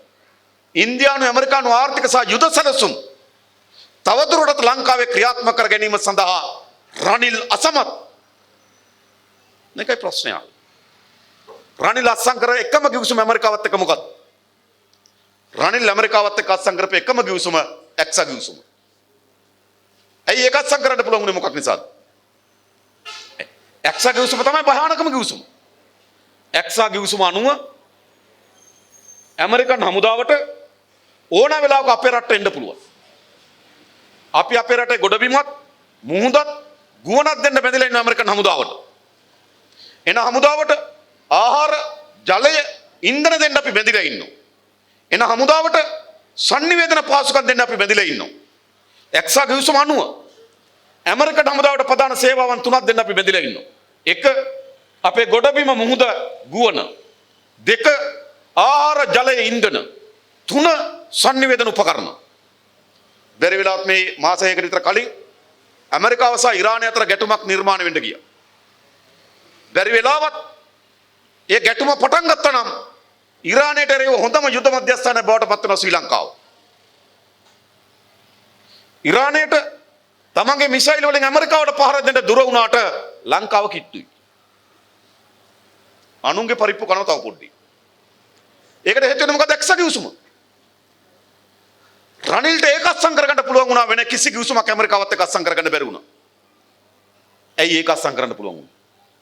ඇයි? 2007 දී ඒ කිවිසුම ගෝඨාභය අත්සන් කරපු කිවිසුම. 2017 දී රනිල් කරේ ඒක දීර්ඝ කරපු එක. ගෝඨාභය අත්සන් කරේ අවුරුදු 10කට. 10 ඉවර වුණා 2017 දී දීර්ඝ කරපු එක තමයි රනිල් කරේ. රනිල්ට ඒක අත්සන් කරගන්න පුළුවන් වෙන්නේත් නැහැ. ගෝඨාභය කලින් අත්සන් කරේ නැත්තම්. මොකද කියන්නේ? මේකනේ. ඒ නිසා ඇමරිකානු ආර්ථික යුද සැලසුම ඉතා හොඳින් ක්‍රියාත්මක කරගන්න පුළුවන්, ජනතා විරෝධයකින් තොරව ක්‍රියාත්මක කරගන්න පුළුවන් පාලනය තමයි ඒගොල්ලෝ ගොඩ නැගුවේ රාජපක්ෂලගේ පාලනය. දැන් එහෙම වෙලා නැද්ද? දැන් මේ ආණ්ඩුව ගොඩ නැගනකොට MCC කිව්සම ගැන කිව්වේ මොකක්ද? MCC කිව්සම ගැන කිව්වා ඇමරිකාවත් එක්ක ඉතා විශාල විනාශකාරී කිව්සමක් අත්සන් කරන්න එනවා. මේ කිව්සම අත්සන් කරොත් දලදා මාලිගාව වඳින්න වීසා ඕන වෙනවා කිව්වා. උඩමළුවට යන්න වීසා ඕන කිව්වා. සීගිරි ගල නගින්න වීසා ඕන කිව්වා. නේ ත්‍රිකුණාමලෙන් නම් ආර්ථික කොරිඩෝවක් හදනවා කිව්වා. මතකද කියපු? ඒ ආර්ථික කොරිඩෝව සමහර අය ඔළුව ඇඳුනා. නේ රටමැදින් ඇලක් රටමැදින් නිකන් නේ කානුවක් කපනවා වගේ. තව අයගේ ඔළුව ඇඳුනා. ත්‍රිකුණාමණි දැන් තාප්පයක් බදිනවා නිකන් බර්ලින් තාප්පය වගේ. එක එක කතා කිව්වා. සමහර අය විල කිව්වා අක්කර 80 ලක්ෂයක් ඇමරිකාවට දෙන්න යනවා. පර්චේස් එකක් රුපියල් 120 ගානේ. ඇත්තෙත් නෑ ඒවා. හරිද? කියලා කොහොම MCC කිව්සුම් පරාද කරන්න රාජපක්ෂලා ගේන්න ඕන කිව්වා. දැන් ගෙනාවට පස්සේ දැන් එක හාදයක් ඇවිල්ලා කියනවා මොකද්ද? නෑ මේකේ 70 টොප් 30ක් අප්සෙට් කියනවා. දැන් කිව්වේ කොහොමද අපි? පොදු ජන පෙරමුණේ මාධ්‍ය ප්‍රකාශක සේමසිංහ කියනවා ජනාධිපතිවරයා සහ අගමැතිවරයා කවදාවත් මේකට විරුද්ධුන්නේ නැහැ කියනවා. ඇත්තටම හොයලා බැලුවා. ඡන්ද කාලෙවත් මහින්දාරි ගෝඨාරි මුකුත් කියලා නැහැ මේක ගැන. කියලා තියෙන්නේ පරිවාර කට්ටිය. යකින නෑ අගමැතිවරයා සහ ජනාධිපතිවරයා මේකට මුකුත් කිව්වේ නැහැ. ඊට පස්සේ ගෝඨාභය රාජපක්ෂ කියන මොකද්ද? මේක අපි අධ්‍යයනය කරන්න ඕන කියනවා. ඇමරිකාව කියනවා. ඇමරිකාව කලින් කිව්වා දෙසැම්බර් මාසේ 31කට කලින් අත්සන් කරේ නැත්තම් යනවා කිව්වා. දැන් කියන මොකද්ද? නෑ අලුත් ආණ්ඩුවට අධ්‍යයනය කරන්න කාලයක් දෙන්න ඕන කියනවා. ඒ මාර වැඩක්. ගෝඨාභයට හිතනවා අධ්‍යයනය කරන්න, ඇමරිකාවට හිතනවා කාලයක් දෙන්න. දෙන්න අතර ටෙලිපති තියෙනවා. මෙයා හිතන එක යාට කියන්න. දෙන්න කතා වෙලා. නේද? අපි තිසර කියන සෙල්ලම් කරනකොට නේද? ගලමල අල්ලන්න යනකොට කියනව නේද? ඒ මම අපි දෙන්න ගලමල අල්ලන්නේ මම ගල කියලා ඉන්නේ නුඹ ගල ඉල්ලපන් කියනවා. කියන්නේ නැද්ද? ඒ වගේ තමයි. මම මේක අත්සන් කරන්නම්. හැබැයි උණු උණුවේම බෑ. මම අධ්‍යයනය කරන්න කියලා කමිටුවක් දාන්නම්. උඹ කියපන් අධ්‍යයනය කරන්න දෙන්නම් කියලා. හා. එතකොට මම පාර්ලිමේන්තුවේ හුවා අධ්‍යයනය කරන්න කොච්චර කාලයක් දෙනවද කියලා. මම ඉස්සරම අධ්‍යයනය කරන්න පත් කරලා තියෙන කවුද? කොළඹ විශ්වවිද්‍යාලයේ ගල ආර්ථික විද්‍යාව පිළිබඳ ආචාර්ය ලලිත සිරි ගුණරුවන් ඇතුළු කණ්ඩායමක් පත් කරා කිව්වා. අධ්‍යයනය කරන්න. මම අධ්‍යයනය කරන්න කොච්චර කාලයක් දීලා තියෙනවද? මාස 4ක් කිව්වා. පටන් ගත්තේ ජනවාරි 9. පෙබරවාරි 9 1යි මාර්තු 9 2යි අප්‍රේල් 9 3යි මැයි 9 4යි. ඡන්දේ අප්‍රේල් 25. ඡන්දෙන් පස්සේ දැන් බැරි වෙලාවක්. පැවති පාලනය කිව්වනම් මේක අධ්‍යයනය කරනවා කියලා. ටියුෂන් මාස්ටර්ලගේ සිට කට්ටිය ඇවිල්ලා දේශන දෙනවා අධ්‍යයනය කරන්න මොනවද ලොක්කෝ මෙන්න තියෙනවා කියලා. දැන් කවුරුත් මීක් ගන්නවද? නෑ. මන් දැක්ක එක හාමුදුරන් වහන්සේ නමක් කියනවා නේද? ලංකාව විශාල ඩොලර් රිගයක් තියෙනවා. ඩොලර් නැතුව මාර අර්බුදයක්. ඕකෙන් ඩොලර් ටිකක් එනවා ඒක ගන්න. තේරුණාද? ඉතින් ප්‍රශ්නයක් නෑ. එනිසා වමනාව දැන් හොඳින් කෙරෙන්නේ නැද්ද? ගෝල්ෆේස් පිට්ටනිය ගාව.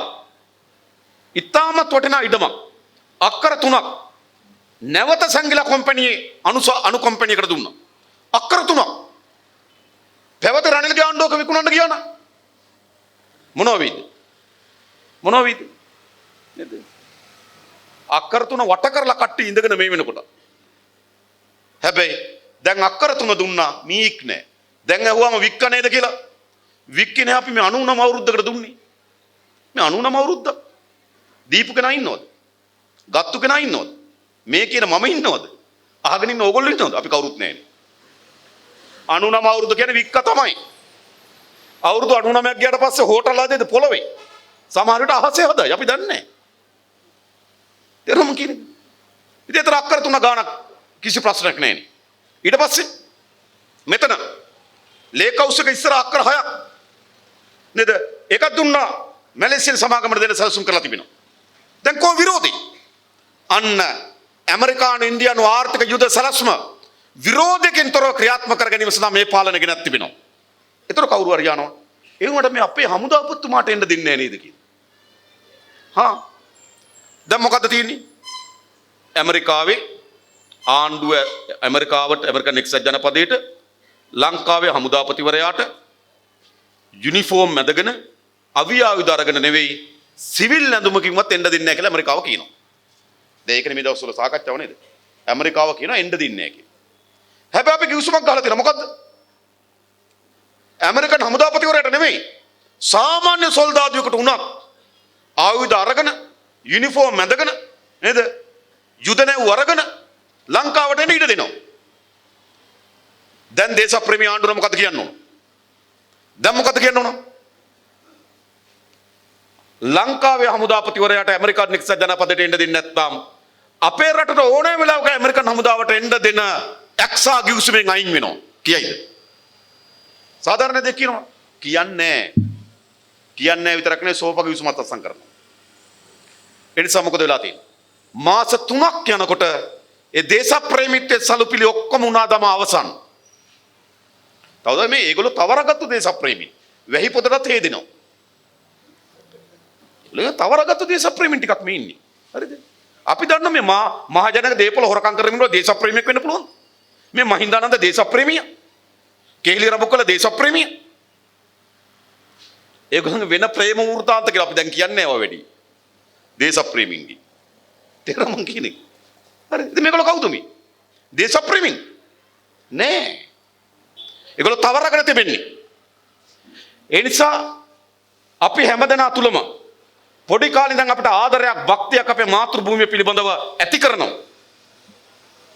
මේ මාතෘ භූමිය පිළිබඳ තියෙන ආදරය තමයි ඒගොල්ලෝ බොරු දේශප්‍රේමීත්ව කර කොල්ල කෑවේ. ඒකට ජනතාව රවටුණා. ඒ නිසා තමයි කිව්වේ කන්න නැතත් රටක් තියෙන්න ඕන කියලා. හැබැයි කවුද මේ රට විකුණන අය? ඒ නිසා දැන් අපි අන්න ඒ ජනතාවත් ගිලා ආමන්ත්‍රණය කළා කියන්න ඕන මේගොල්ලෝ බොරුව කරේ සැබවින්ම මේ රට ආදරය කරන මේ රටේ ජනතාවට ආදරය කරන සැබවින්ම දේශප්‍රේමීත්වයෙන් හේබි දේශපාලන ව්‍යාපාරයක් තියෙනවා මේ රටේ. ඒක ජාතික ජනබලවේගය විතරයි කියන පණිවිඩය අපි දැන් ගෙනියන්න ඕන. ඊළඟ කොට නෙගුවේ මොකද්ද? ඊළඟ කොට නෙගුවේ ඒගොල්ලෝ ප්‍රබුද්ධ පාලනයක් හදනවා කිව්වා. ගෝඨාභය ඇවිල්ලා විනයක් තියෙන නීතියක් තියෙන ප්‍රබුද්ධ පාලනය කිව්ව නැද්ද? එහෙමනේ කිව්වේ. විනයක් තියෙනවා නීතියක් තියෙනවා කිව්වා. හොරුන්ට හෙල්ලෙන්න බෑ කිව්වා. රාජ්‍ය සේවකයන් කාර්යක්ෂම කරනවා කිව්වා. ඉතින් විනයක් නීතියක් තියෙන රටක් හදනවා කිව්වා. හදනවා කියලා මොකද්ද කිව්වේ? එක එක ආයතන වලට වෙන වෙන අය දාන්න බෑ. එහෙමනේ කිව්වේ. එක එක ආයතන වල වෙන වෙන අය දාන්න බෑ. එයා විද්වත් කමිටුවක් දානවා කිව්වා. ඒ කියන්නේ ආයතන වල දාන්නේ කවුද කියලා හොයන්න විද්වත් කමිටුවක් දානවා කිව්වා. විද්වත් කමිටුවේ සභාපති කවුද? ලලිත් වීරතුංග.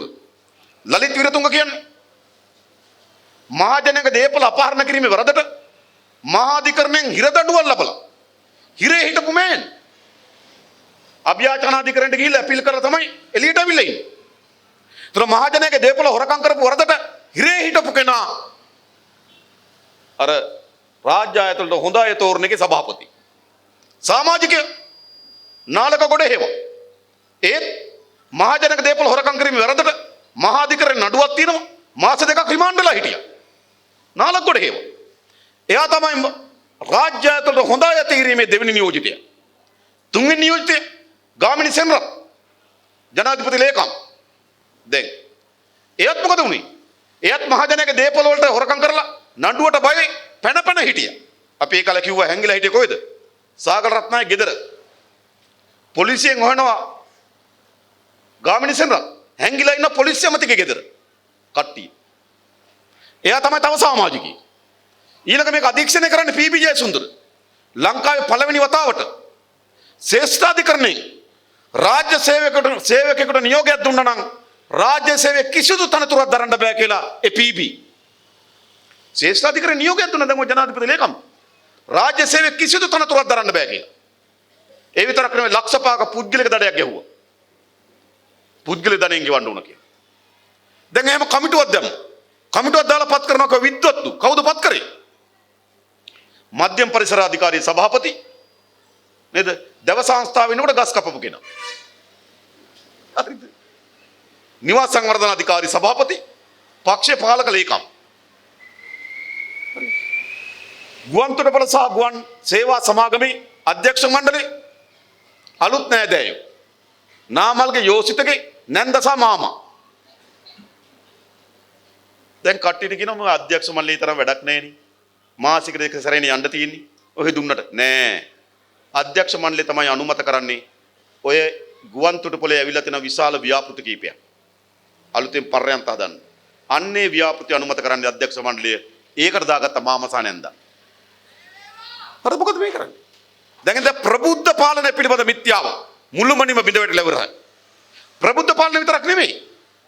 මේ ආණ්ඩුවේ තියෙන අලුත් වර්ගයේ මැෂින් එකක්. සාමාන්‍යයෙන් අපි දන්න අපේ ගෙවල් වල තියෙනවා කිලිටි ඇඳුම් දාපුවා මේ මැෂින් එකට වට කීපයක් කරකිලා ඇඳුම් පිරිසුදු වෙලා එනවා. දැන් ගෝඨාභය රාජපක්ෂ ගාවත් අලුත් මැෂින් එකක් තියෙනවා. හොරෙක් දාපුවා මේක ඇතුළට වට දෙකක් රිමාන්ඩ් එකේ රවුමක් ගහලා සුද්ධ වෙලා එළියට එනවා.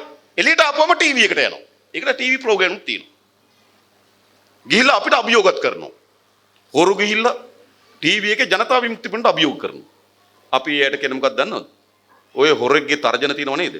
ඒවා අපිට බලු කෙන්ද්‍රියක් තරම්වත් වටින්නේ. මතක තියාගන්න. හරිද? දැන් ඉස්සෙල්ලාම දැන් මොකද ඇවන්ගාඩ් සමාගම රජයේ විසින් කරපු ව්‍යාපෘතියක් එම සමාගමට පැවරුවා. ඒ පැවරීමේ හේතු කොටගෙන ආණ්ඩුවේ ආදායම අහිමි වුණා. අපි අරගල කරලා ඒක නැවත නාවික හමුදාවෙන් කරන්න පටන් ගත්තා. පහුගිය අවුරුදු 3 විතර නාවික හමුදාවේ ලාභය කෝටි 800යි. කෝටි 800. දැන් අර ව්‍යාපාරිකට කෝටි 800 අහිමි වෙලා තියෙනවා. එයා වංචාවට සම්බන්ධ වෙලා තිබෙනවා. ඒ වගේම නේද විශාල ගිනියම් විවගයක් තියන් හිටියා. අන්න එයා හොය හිටියා. පහුගිය ආණ්ඩු කාලේ සිංගප්පූරු ගියා බෙහෙත් ගන්න කියලා. ආණ්ඩුව ආව විතරයි එළිය ලංකාවට ආවා. ගෝඨාභය ගත්තා. දැම්ම මැෂින් එකට වට දෙකක් කරකිව්වා රිමාන්ඩ් එකේ එළියට දැම්මා. ටීවී එකට ආවා අපිට බයිනවා. වංචනිකන් සුද්ධ කිරීමේ මැසිම. ඊළඟ උදයංග වීරතුංග රුසියාවේ තානාපතිවරයා. සාමාන්‍යයෙන් අපේ රටේ ඕනෑම තානාපතිවරයෙක් එක රටක අවුරුදු 3කට වඩා තියන්නේ නැහැ. ඒක සම්ප්‍රදායක්. මොකද අවුරුදු 3කට වඩා හිටියොත් වෙන ව්‍යාපාර ගනුදෙනු හැදෙනවා, වෙන බිස්නස් ගනුදෙනු හැදෙනවා. ඒතකොට තානාපති වැඩේට වඩා වෙන වැඩ කරනවා. ඒ නිසා අවුරුදු 3න් 3ට මාරු කරනවා. හැබැයි උදයංග වීරතුංග අවුරුදු 6ක් රුසියාවේ තානාපති. 3න් ඉන්න ඕනම කෙනා. 6ක් තියාගත්තා. අපි එයින් ගෙනාව මිග්යානා 4ක් ගෙනාවා. මිග්යානා 4 82 හදපු යාන 82 හදපු. හරිද? ඒව ගෙනාවා. ගෙඩල ඉවරලා මොකද කරේ? මුළු එකතුව ඩොලර් මිලියන 7යි. හැබැයි අපි ගෙවුවා ඩොලර් මිලියන 14.8ක්. ඩොලර් මිලියන 7.8ක් ආණ්ඩුවට පාඩු කරා. පාඩු කරලා කියලා නඩුව ඇහුවා. නඩුව අහනකොට උදයංග වීරතුංග පැන්නා. ලංකාවට ආවේනේ. රතු වරෙන්තු නිකුත් කරා. හැබැයි ජාත්‍යන්තර රතු වරෙන්තු නිකුත් කරලා තිබුණු උදයංග වීරතුංගට. ඒ ආස්සේ ජනාධිපතිවරයා ගියා ඒ කියන්නේ මහින්ද මහත්තයා ගියා ජපානෙට. ගියපලා මහින්ද මහත්තයාත් එක තේමේ සිටියා. ඊළඟ ගියා මහින්ද මහත්තයා කොරියාවට. කොරියාවේ උදයංග වීරතුංග මහින්ද මහත්තයාත් කරටක් දාගෙන හිටියා. එනිසා මේ ජාත්‍යන්තර වරෙන්තුකාරය උදයංග වීරතුංග රට පැනලා හිටියා මහජනක දීපල හොරකම් කිරීමේ වරදට. පෞගිය නොවැම්බර් මාසේ ඩුබායි වලින් අල්ලගත්තා. ඊට පස්සේ මොකද කරේ? CID එක ලංකාවට ගෙනාවා. ගෙනල්ලා මොකද කරේ? ගෝඨාභයගේ වොෂින් මැෂින් එකට දැම්මා. දානකොට මොකද කරේ? එතෙක්කේ පරීක්ෂණය කරපු CID එකේ මහතුරු අවුරුදු 5ක් පරීක්ෂණය කරපු කෙනා මීගමුවට ඇරියා. දන්නේම නැති කෙනෙකුට ෆයිල් එක පාර දුන්නා. නීතිපති දෙපාර්තමේන්තුවේ නිලධාරි මාරු කරා.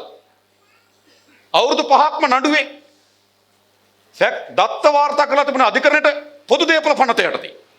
මොකද පොදු දේපල පනත යටතේ අප නැහැ. හැබැයි උදයංග වීරතුංග ආපු හැටියේ පොදු දේපල පනත යටතේ නැතුව නඩුව දාන්න ගියා. ඊට පස්සේ පොදු දේපල පනත නම් සහකාර පොලිස් අධිකාරිවරයෙක් මේකේ ආණ්ඩුවට සිද්ධ වෙච්ච පාඩුව 25000ට වඩා වැඩි කියලා සහතිකයක් දෙන්න ඕන. ඒ සහතිකෙත් නැහැ. ගියාසේ අධිකරණයට මහේස්ත්‍රාත් අධිකරණයට ගියපු වෙලාවේ වොෂින් මැෂින් එක කරගෙන පටන් ගත්තා. හැබැයි හිටපු ගමන් හිර වෙනව නේද? හිර වුණා. මහේස්ත්‍රාත්තුමා කිව්වා මේක හරිය අරුම පුදුම වැඩක්. අවුරුදු 5ක් පැනලා හිටපු හාදය. ඩොලර් මිලියන 7යි ගන්නක වංචාවක්. හැබැයි පොලිස් අධිකාරිවරයා දෙන්නේ 25000කට වඩා මේක තියෙනවා කියලා. සැකයක් තියෙනවා. පරිශීලනධාරි මාරු කරා. සැකයක් තියෙනවා. දෙන්න බෑ කිව්වා. දැම්ම රිමාන්ඩ්. අපි දන්නේ නේද? මහේස්ත්‍රාත්තුමාට කොච්චර වෙලාවක් අල්ලන් ඉන්න පුළුවන් වේද කියලා. දැන් මුළුමනින්ම නේද මේ දවස්වල නේද වොෂින් මැෂින් එක චුට්ටක් ඉර වෙලා ඉන්නේ. ඊළඟ තව කෙනෙක් ඉන්නවා. එයාත් එනවා ළඟදිම. එයා තමයි ඇමරිකාවේ හිටපු තානාපතිවරයා. උදයංග වීරතුංග කියන මහින්ද මහත්තයාගේ පුංචිමගේ පුතා. හරිද? එයා තමයි උදයංග වීරතුංග. තව හිටිය ඇමරිකාවේ තානාපතිවරයෙක් ජාලි වික්‍රමසූරිය. එයාත් ඇවිල්ලා මහින්ද මහත්තයාගේ ඥාතියා. ඒ ඇමරිකාවේ තානාපති හැටියට දැම්මා. දාලා මොකද කරේ? ඇමරිකාවේ අපිට තිබ්බ ගෙයක් ලංකාවේ ආණ්ඩුවට තිබ්බ තානාපති කාර්යාලය තියන ගෙයක්. මේ තානාපති මොකද කරේ? හොරෙන් ගේ වික්කා. හරිද? මේ බඩු හරිද? ඊට පස්සේ මොකද කරේ? දැන් මෙහෙ නඩුවක් ඇහුවා. නඩුවක් කනකොට අධිකරණයට ආවා. රිමාන්ඩ් හිටියා මාස දෙකක් විතර. ඇපදීලා එළියට ආවා. අසනීප කියලා ඇමරිකාවට ගියා. ඊට පස්සේ මන් දවස පාර්ලිමේන්තුවේ ඇහුවා මේම නඩුවක් යන කෙනෙකුට ඇමරිකාවට යන්න දුන්නේ ඇයි කියලා. නෑ ඇප තිබ්බ දෙන්නේ කිව්වා. නෝනලා දෙන්නේගේ නම් කියලා කිව්වා දෙන්නේ ඇප තියලා තියෙන කිව්වා. මං ඊළඟ සැරේ පාර්ලිමේන්තුවේ ඇහුවා උදයංග වීරත මේ ජාලි වික්‍රමසිරිය කෝ එයා පැන්ඩන් කිව්වා. දැන් රතු වරෙන්තු දාලා තියෙන කිව්වා. අපකාරයකෝ කිව්වා. ඒ දෙන්නත් පැන්න කිව්වා. හරිද? දැන් ළඟදිම ඔන්න ඔය ජාලි වික්‍රමසූරිය එනවා. ඇවිල්ලා ගෝඨාභයගේ මැෂින් එකට දානවා. සුද්ධ කරනවා. ටීවී එකට එනවා. අද කියලා යනවා. ඊළඟ අර්ජුන ඇලෝසියස්. අර්ජුන ඇලෝසියස් නේද? දැන් අල්ලගෙන එනවා කියලා නෙකේ මේ සිංගප්පූරු ඉන්නේ. අර්ජුන ඇලෝසියස් දානවා ධීරිය දාන්නේ නැහැ. පෞගේ දවසල ඔයගොල්ලෝ දන්නව ඇති. මම දැක්ක දැන් මේ ළඟදී එක අමාත්‍යවරයෙක් හිටපු අමාත්‍යවරයෙක් ඉලිදරව් කරලා තිබෙනවා. ගෝඨාභය රාජපක්ෂ ප්‍රතිපත්ති ප්‍රකාශන ගැහුවේ අර්ජුන ඇලෝසියස්ගේ මුද්‍රණාලය කියලා. මම දන්නේ කීප එක. ඊට ගෝඨාභයගේ ප්‍රතිපත්ති ප්‍රකාශන ගහන්නේ අර්ජුන ඇලෝසියස්ගේ ප්‍රෙස් එකේ. හරිද? ඊට පස්සේ අර්ජුන ඇලෝසියස් මහින්ද මහත්තයාගේ නේද? එක පුතෙක්ගේ මගුල් ගෙදර ප්‍රධාන ආරාධිතයා. දැක්කද නේ ඡායාරූප ගියා. අර්ජුන ඇලෝසියස්. දැන් ඒ අර්ජුන ඇලෝසියස් එයාගේ මාමා දානවා දිහිරේ. නෑ එයත් ඕනනම් ඡන්ද කාලේ සිංගප්පූරු ඉඳන් ගෙනේ ඡන්දේ කාලේ ගෙනි. ගෙනලා මැෂින් එකට දාලා වට දෙකක් කරකවයි එළියට එයි ටීවී එකට එයි. දැන් මේකද ප්‍රබුද්ධ පාලනේ. හදනවා කිව්වේ මේකද? මෙහෙම කියන ගමන් කියන මොකද්ද? මම කරන වැඩවලට අධිකරණය අත තියන්න එපා. ඒ කියන්නේ උදයන්ගට කරපු වැඩේ වැරදි. ඒකනේ මේ කියන්නේ. තේරුණාද? ඒ විතරක් නෙවෙයි. දැන් එළිදරව් මෙතන මේ පාලන දෙක ගැන තේරුම් ගන්න හොඳම දේ තමයි එයා බස් ගනුදෙනුවයි බැඳුම් කර ගනුදෙනුව විතරක් තේරුම් ගන්න. එයා බස් ගනුදෙනුව මොකක්ද? ප්‍රංශයේ තියෙනවා එයා බස් කියලා සමාගමක්. එයා බස් සමාගම ඒකේ නම එයා බස් සමාගම. ඔය ප්‍රංශයේ එයා බස් සමාගමෙන් අපි තීරණය කරා ගුවන් යාන 10ක් සල්ලි වලට ගන්නත් ගුවන් යාන 4ක් ගුවන් යාන 10ක් සල්ලි වලට ගන්න ගුවන් යාන 4ක් කල්බදු ක්‍රමයට ගන්න තීරණය කරා. ගුවන් යාන 10ක් සල්ලි වලට ගුවන් යාන 4ක් කල්බදු ක්‍රමයට.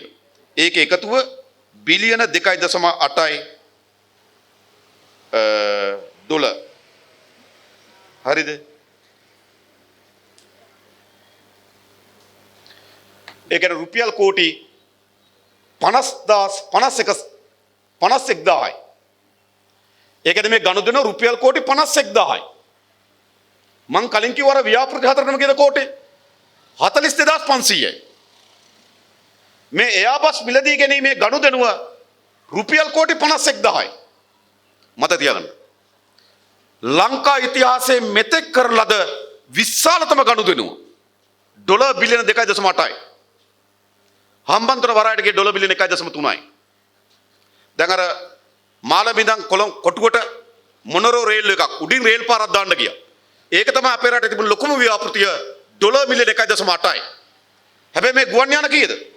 ඩොලර් බිලියන 2.8යි. රුපියල් කෝටි 51,000යි. රුපියල් කෝටි 51,000ක ගුවන් යාන ගන්න ගියා. රුපියල් කෝටි 51,000ක ගුවන් යාන ගන්න යනකොට හරිද? රුපියල් කෝටි 51,000ක ගුවන් යාන ගන්න යනකොට සාමාන්‍යයෙන් ගත්තොත් මම මේ ගණනක් හදන්නේ ඔයගොල්ලන්ට මේක කියන්න. හරි. එයා ලංකාවේ මුළු වත්කම හරිද? ඩොලර් මිලියන 17යි. ඒ කියන්නේ රුපියල් කෝටි 309. එයා ලංකාවේ මුළු වත්කම රුපියල් කෝටි 309. එයා ලංකාවේ මිලදී ගන්න එනවා කෝටි 51,000ක දේපලක්. මුළු ගෙදරම තියෙන්නේ රුපියල් 1000යි. ගේන්න එනවා නේද?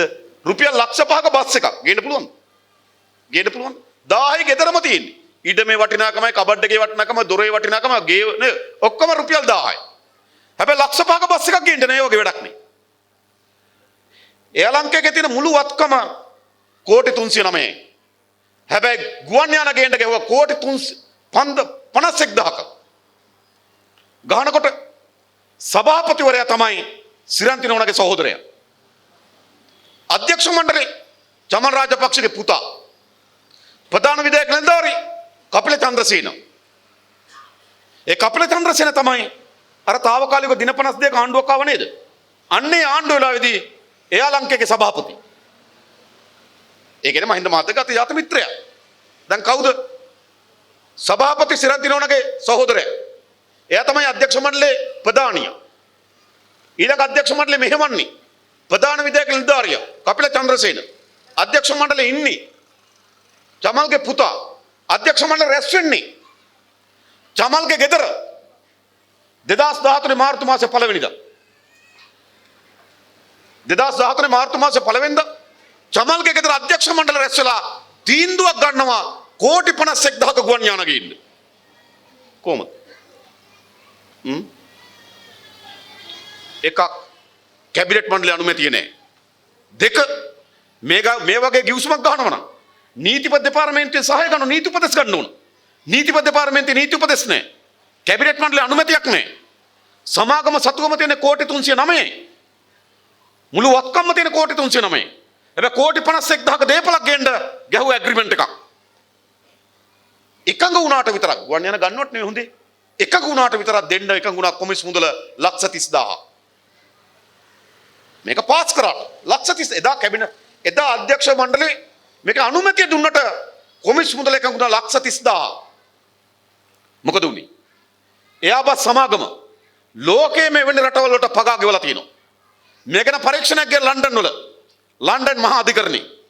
ලන්ඩන් මහා අධිකරණේ එයාපත් සමාගම ලෝකයේ රටවල් වලට දීපු පගාවන් පිළිබඳ පරීක්ෂණයක් ගියා. පරීක්ෂණය යනකොට ලන්ඩන් මහා අධිකරණේ එළියට ආවා ලංකාවටත් දීලා තියෙනවා.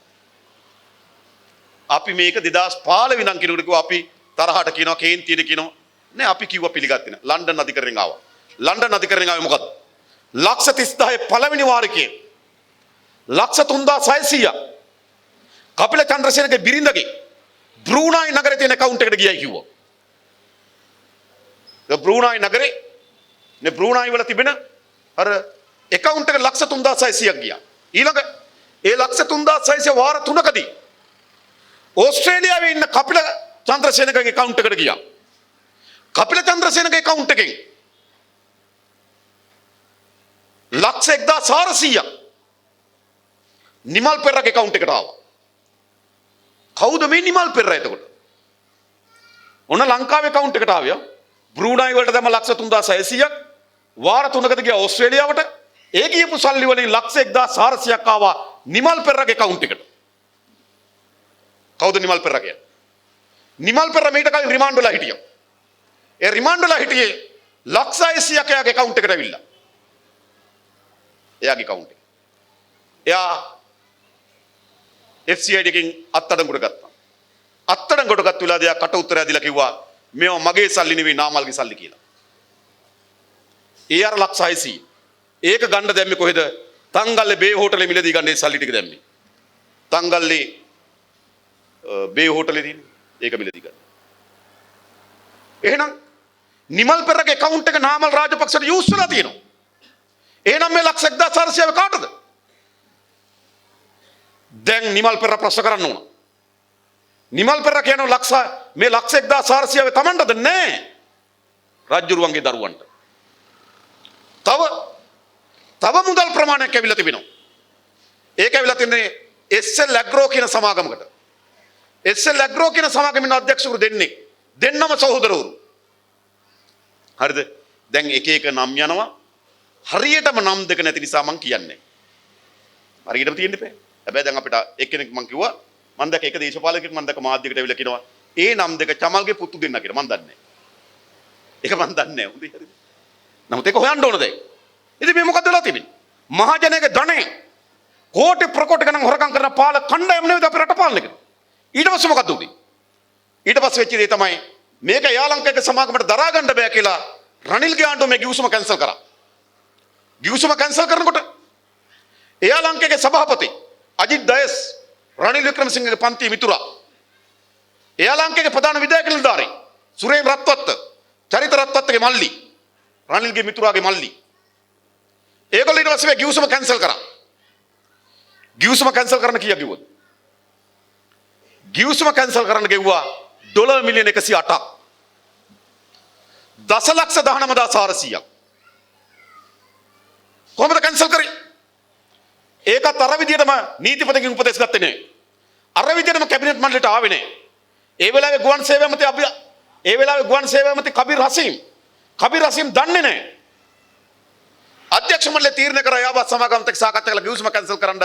එයාපත් සමාගම කිව්වා මිලියන 108ක් ඕන කිව්වා. 108ක් විතරක් නෙවෙයි.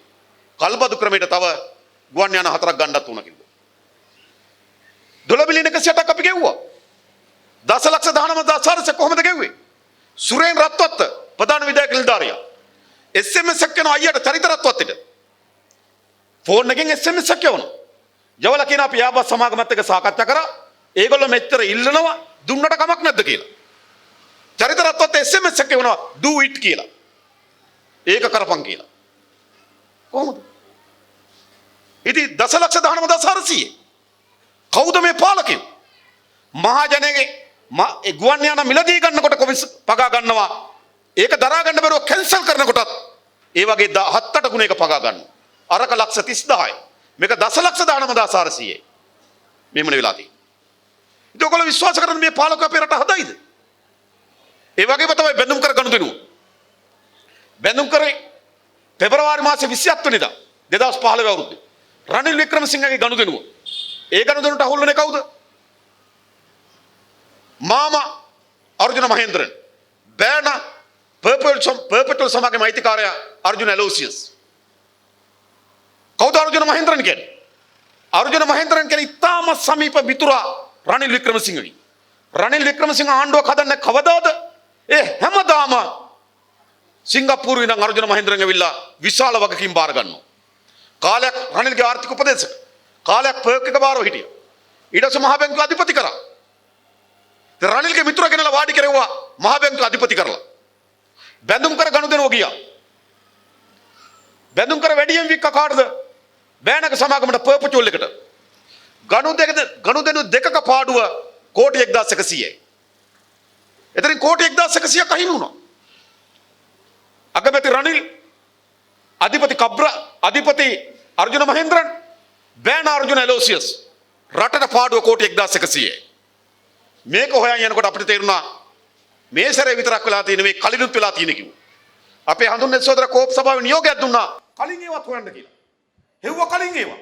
හොයනකොට එතකොට මහින්ද රාජපක්ෂ මුදල් ඇමති, මහ බැංකුව බාර ඇමති, මහ බැංකුවේ ලොක්කා ජිත්තිමාට කප්රාල්, ඇලෝසියස්ගේ සමාගමේ ප්‍රධාන විධායක නිලධාරියා CEO කප්රාල්ගේ අක්කා. තව මූල්‍ය සමාගම් 3ක කප්රාල්ගේ මස්සිනාලා. අතන රනිල් මහේන්ද්‍රන් ඇලෝසියස්. රනිල් යාළුව මහේන්ද්‍රන් බෑන ඇලෝසියස් කෝටි 1100යි. මෙතන මහින්ද මිත්‍රයා කප්රාල් අක්කන නේද? මිත්‍රයා කප්රාල් මහ බැංකුවේ අධිපති අක්ක පර්පචුවල් එකේ ප්‍රධාන විධායක නිලධාරී. පාඩුව කෝටි 1040යි. මිලියන දසලක්ෂ 10475යි. ඒ දසලක්ෂ 10475යි දසලක්ෂ 9870ක්ම සේවකර සාධකර මුදලේ සල්ලි. මේකයි කරලා තියෙන්නේ. දැන් අපි තමුන්නාසලෙන් අහන්න. මේක කරන්න ඕන. මම තවත් අද ගනුදෙනුවක් කියලා යන්නම්. දැන් ගනුදෙනුව සාකච්ඡා වෙමින් තිබෙනවා. ලංකාවේ ප්‍රධාන ඉදිකිරීම් සමාගම කොටස් මිලියන 35ක් කොටස් වලට පොලේ විකුණන්න යනවා. ඒ කොටස් මිලියන 35ම මිලදී ගන්න යන ශ්‍රී ලංකා රක්ෂණ සංස්ථාව. සාමාන්‍ය කොටසක් තිබෙ රුපියල් 21ට. දැන් මේ වෙනකොට එක වැඩි කරලා තියෙනවා 24ට. අතිරේක රුපියල් 3ක් දීලා මේක ගන්න යන්නේ. මිලියන 35ක් රුපියල් 3 ගානේ දසලක්ෂ 105යි භාගයක් කරනවා ඒවා කෙනෙකුට. හරි. මෙහෙම නෙවෙයි. දැන් තමුන්නාසලා හිතන මේ පාලකයන් ප්‍රබුද්ධ පාලනයක් හදන්න පුළුවන්. ගොඩ ගොවිතැන් කරන හේවා කෙනෙකුට. හොඳයි. දැන් තමුන්නාසලා හිතන මේවා මම ඒක කියන්නේ නැත්තේ තාම ගියපු නැති නිසා. නැත්තම් නම කියනවා. ඉතින් දැන් තමුන්නාසලා හිතනවාද මේවා? මේ රටේ මහජනක දේපල කෝටි ප්‍රකෝටි ගණන් හොරකම් කරන පාලකයන් අපේ රට හදන්න පුළුවන්ද? හදන්න බෑ. මේ ගනුදෙනු දෙක විතරක් ඇති. එයා බස් ගනුදෙනුවත් වැඳුම් කරේ ගනුදෙනුවත් විතරක් ඇති මේ පාලකයා කවුද කියලා කියන්න. ඒ නිසා අපි තමුන් වහන්සේලා ඉල්ලා හිටින්නේ මේ රට ගොඩනැගීම සඳහා අවශ්‍ය වන බලයක් අද අපි අපේ රටේ නිර්මාණය කරන්න. ඒ සඳහා මේ එන මාමැතිවරු උපයෝග කරගමු. ඒ විතරක් නෙවෙයි. මේ පාර්ලිමේන්තුව සුද්ධ කරන්න ඕන. මේ පාර්ලිමේන්තුව කියන්නේ මොකක්ද? තමුන් වහන්සේලා පහුගිය කාලේ පුරාවටම දින 52 කුමන්ත්‍රණය වෙලාවේ මන්ත්‍රීවරු එහෙට පයින්නවා මෙහෙට පයින්නවා. ටීවී එකේ ලකුණු පවුරුව පෙන්වන්නේ ක්‍රිකට් මැච් එක නේද? ලකුණු පවුරුව වගේ ටීවී එකේ පෙන්වනවා අද මේ පැත්තට මෙච්චර, ඒ පැත්තට මෙච්චර. වසන් සේනක රෑ මේ දවල් ඒ. මතකද? මිනිස්සු අප්‍රසන්න වුණා මොකද මේ දේශපාලනකේ? මන්ත්‍රීවරු සල්ලි වලට විකිනෙන පාර්ලිමේන්තුවක් තියෙනවා. අපි සාමාන්‍යයෙන් දන්නත් ඒක ගහකට ගහේ මිල කියන වටාඩි ගාන කියලා. වටාඩි ගාන වැඩි නම් ගහ ගාන වැඩි. පාර්ලිමේන්තුවේ ගාන කියන්නේ නේද? නේද? වටේ නේද? බඩේ ගාන කියන. සිරිපාලට ගාන ලොකුයි. මොකද මේ ලාභي? එහෙට මෙහෙට විකිනෙන മന്ത്രിයෝ, එහෙට මෙහෙට පණින മന്ത്രിයෝ ප්‍රතිපත්තියක් නැති අය. මේ පාර්ලිමේන්තුව කොනද ඔයගොල්ලෝ? මිරිස්කුඩු ගේන, පිහි ගේන, පුටු වලින් ගහන, බයිබල් වලින් ගහ ගන්න. නේද? අසංවර හැසිරීමක් තියෙන. පාර්ලිමේන්තුව නෙවෙයි නේද? වෙන කැලෑකොත් කියන්න ඕනේ නැති දේවල් පාර්ලිමේන්තුව කියන සභාවක් තියෙනවා. මේ සභාව සුද්ධ කරන්න ඕනේ නැද්ද? මේ සභාව සුද්ධ කරන්න. ඒ විතරක් නෙවෙයි. අද මේ පාර්ලිමේන්තුව කියන්නේ මොකද්ද? දත්තමුණාසලා දන බෝගම්බර හිරගෙදර තිබ්බු කාලේ. නේද? ඇත්තටම බෝගම්බර හිරගෙදරේ කැඩපත නෙමෙයි පාර්ලිමේන්තුව. බෝගම්බර හිරගෙදරේ පහන් තැඹ තමයි පාර්ලිමේන්තුව. මග පෙන්වන්නේ පාර්ලිමේන්තුව. බෝගම්බර හිරගෙදර ඉන්නේ කවුද? ගෙයක් හදාගන්න නේද? වැලි කියුබ් එකක් ගොඩ දාපු කෙනා හිරේ. පාර්ලිමේන්තුවේ කවුද? ලංකාවේ ප්‍රධානම වැලිජාවනකාරයෙක් කියන පාර්ලිමේන්තුවේ. මම පෙරේදා පොළොන්නරුවේ ගියා. පොළොන්නරුවේදී මට හම්බුණා ලියුම් ටිකක්. මනම්පිටියේ පාලමේ. මනම්පිටියේ වැලිගොඩ දාන තැනට ටිපර් රථ පේලියක නම් කියලා. මේ ටිපර් රථයේ අංකේ මේක අයිතිකාරය මේක අංකේ මේක අයිතිකාරය මේක. නේද? ලොකු නම් ලැයිස්තුවක් එවන කාටද? මනම්පිටියේ වැලි සමාගමට යවනවා. යවන කවුද? පරිසර ඇමති එස්.එම්. චන්ද්‍රසේන. මේවට වැලිපටවපන් කියලා. ඉතින් ගම හිරේ ඉන්න කවුද? වැලි කියුබ් එකක් කපපු කෙනා. පාර්ලිමේන්තුවේ ඉන්න කවුද? වැලි ජාවාරම්කාරයා. හිරේ ඉන්න කවුද? ගමේ පස් කියුබ් එකක් කපපු කෙනා. පාර්ලිමේන්තුවේ ඉන්න කවුද? ප්‍රධාන පස් ජාවාරම්කාරයා. බෝගම්බර හිරේ හිටියා කවුද? ගමේ ජීවත් වෙන්න බිරියක් නැතුව නේද? බැරල් දෙකක් කාණු වයින් තියලා කසුප් පෙරපු කෙනා. පාර්ලිමේන්තුවේ කවුද? ප්‍රධානතම හොර අරක්කු ෆැක්ටරි අයිතිකාරයා. හිරේ ඉන්නව කවුද? නේද? කුඩු ගහපු කෙනා. පාර්ලිමේන්තුවේ කවුද? කුඩු ගෙනාපු කෙනා. හිරේ ඉන්නව කවුද? සමුද්‍ර බැංකුවට පොල්ලක් තියපු කෙනා. පාර්ලිමේන්තුවේ කවුද? මහ බැංකුවට ගහපු කෙනා. කොහොමද? දැන් මොකද්ද මේ? මේ පාර්ලිමේන්තුව තමයි අපරාධ වලට හොරකම් වලට මඟ කියන ආයතනය. දැන් මේක සුද්ධ කරන්න ඕන.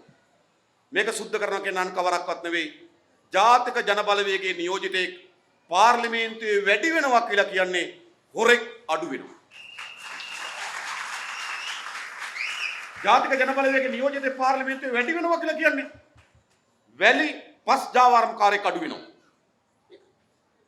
කුඩු මුදලාලි කෙනෙක් අඩු වෙනවා. හොර අරක්කු ෆැක්ටරි කාර්යයක් අඩු වෙනවා. එහෙම නෙවෙයිද? ඒ නිසා ජනතාව විසින් මොකද කරන්න ඕන? ජනතාවගේ නියෝජිත ආයතන පාර්ලිමේන්තුව නම් මම මීට දවස් දෙකකට කලින් පාර්ලිමේන්තුවේ කිව්වා ඒගොල්ලන්ගේ මූණු දිහා බලලා වටේම බලලා කිව්වා ඕගොල්ලෝ ජනතාවගේ නියෝජිත නෙවෙයි හොරුන්ගේ නියෝජිතයෝ කියලා. එයි